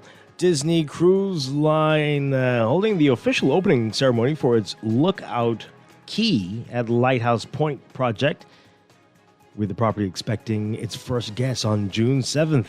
Disney Signature Experiences President Thomas Maslum revealing another $1 million worth of support for Luthra. He added that while Disney promised to develop only 16% of the 900 acres of property they own at Lighthouse Point, they developed less, in keeping with their promise to preserve as much of the natural landscape as possible. You can read more about it in today's Guardian Business section. Deputy Prime Minister and Minister of Tourism, Investments and Aviation Chester Cooper says he wants to see more developments in the Bahamas follow the model of collaboration with Bahamian creatives that Disney has developed for its Lookout Key. adding that the government has inserted into the 2024-25 budget communication incentives for Bahamians to expand the creative economy. Cooper says all the heads of agreement with developers call for some level of engagement with Bahamian creatives. President of the Eleuthera Chamber of Commerce, Thomas Sands, lauding Disney's latest private cruise port, Lookout Key, explaining that the island remains fraught with infrastructural woes as its touristic development outpaces. Sands added that the island's growth requires housing, which is also a challenge. More on that in today's Guardian Business section. The opposition is challenging that the government is alleging that the government broke the law in regard to the Public Finance Management Act by not giving reasons for their deviations from fiscal targets. Shadow Minister of Finance Kwesi Thompson, in a release to the media, said the government's budget communication was an absolute embarrassment, calling it a common practice, unfortunately. He said the Davis administration continues to make a mockery of the fiscal laws of the country and are attempting to pull the wool over our eyes. He says the Public Finance Management Act states that the government must state the reasons for any deviations from the general principles, fiscal responsibility principles, and fiscal objectives in the previous fiscal strategy report. It says the government clearly stated in its 2022 fiscal strategy report that the budget for 2024-25 should have a $287 million surplus, and the government without justification has brought forth a budget with a $69 million deficit. Commerce President James Carey has hailed the intention of Prime Minister Philip Davis in his budget communication to purchase the bazaar, the International Bazaar, for $30 million. But he says that the Prime Minister must indicate what he is thinking on it, how he's going to develop the area. Carey told Guardian Business that the bazaar is a great location, but the government must be reminded of the failure of that particular area in Grand Bahama. Overseas, a price gauge closely tracked by the U.S. Federal Reserve cooled slightly last month, a sign that inflation may be easing after running high in the first 3 months of this year. Today's report from the Commerce Department showed that an index that excludes volatile food and energy costs rose 0.2% from March to April, down from 0.3% in the previous month. It was the mildest such increase so far this year. Measured from 12 months earlier, such so-called core prices climbed 2.8% in April, the same as in March. Overall inflation increased 0.3% from March to April, the same as in the previous month, and 2.7% from a year earlier, also unchanged from March's figure. The Fed tends to favor the inflation gauge that the government issued Friday, the Personal Consumption Expenditures Price Index, over the better-known Consumer Price Index. The PCE index tries to account for changes in how people shop when inflation jumps. It can capture when consumers switch from pricier national brands to cheaper core brands. Meanwhile, in Europe, inflation ticked up to an annual 2.6% in May, according to official figures released today.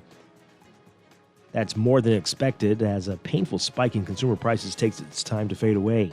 It's unlikely to stop the European Central Bank from taking a first interest rate cut next week and moving ahead of the U.S. Federal Reserve and lowering borrowing costs. And shares of Trump Media and Technology Group, the owner of social networking site Truth Social, slumped before the opening bell today after former President Donald Trump was convicted in his hush money trial in the U.S. A New York jury found Trump guilty of falsifying business records in a scheme to illegally influence the 2016 election through hush money payments to a porn actor who said the two had sex. Shares fell 9% immediately Thursday in after-hours trading as news of the verdict emerged, and were down 5% early Friday. Closer to home in your Market Watch, recapping trading on the BISX. From Thursday, your market movers. Emir Incorporated up 9 cents, closing at $8.35. Consolidated Water up 13 cents, closing at $5.39. The BISX All Share Index closing at 2,935.33, up 0.19. That's your Market Watch, and that is your Morning Business Report, brought to you by CFAL, growing wealth for future generations.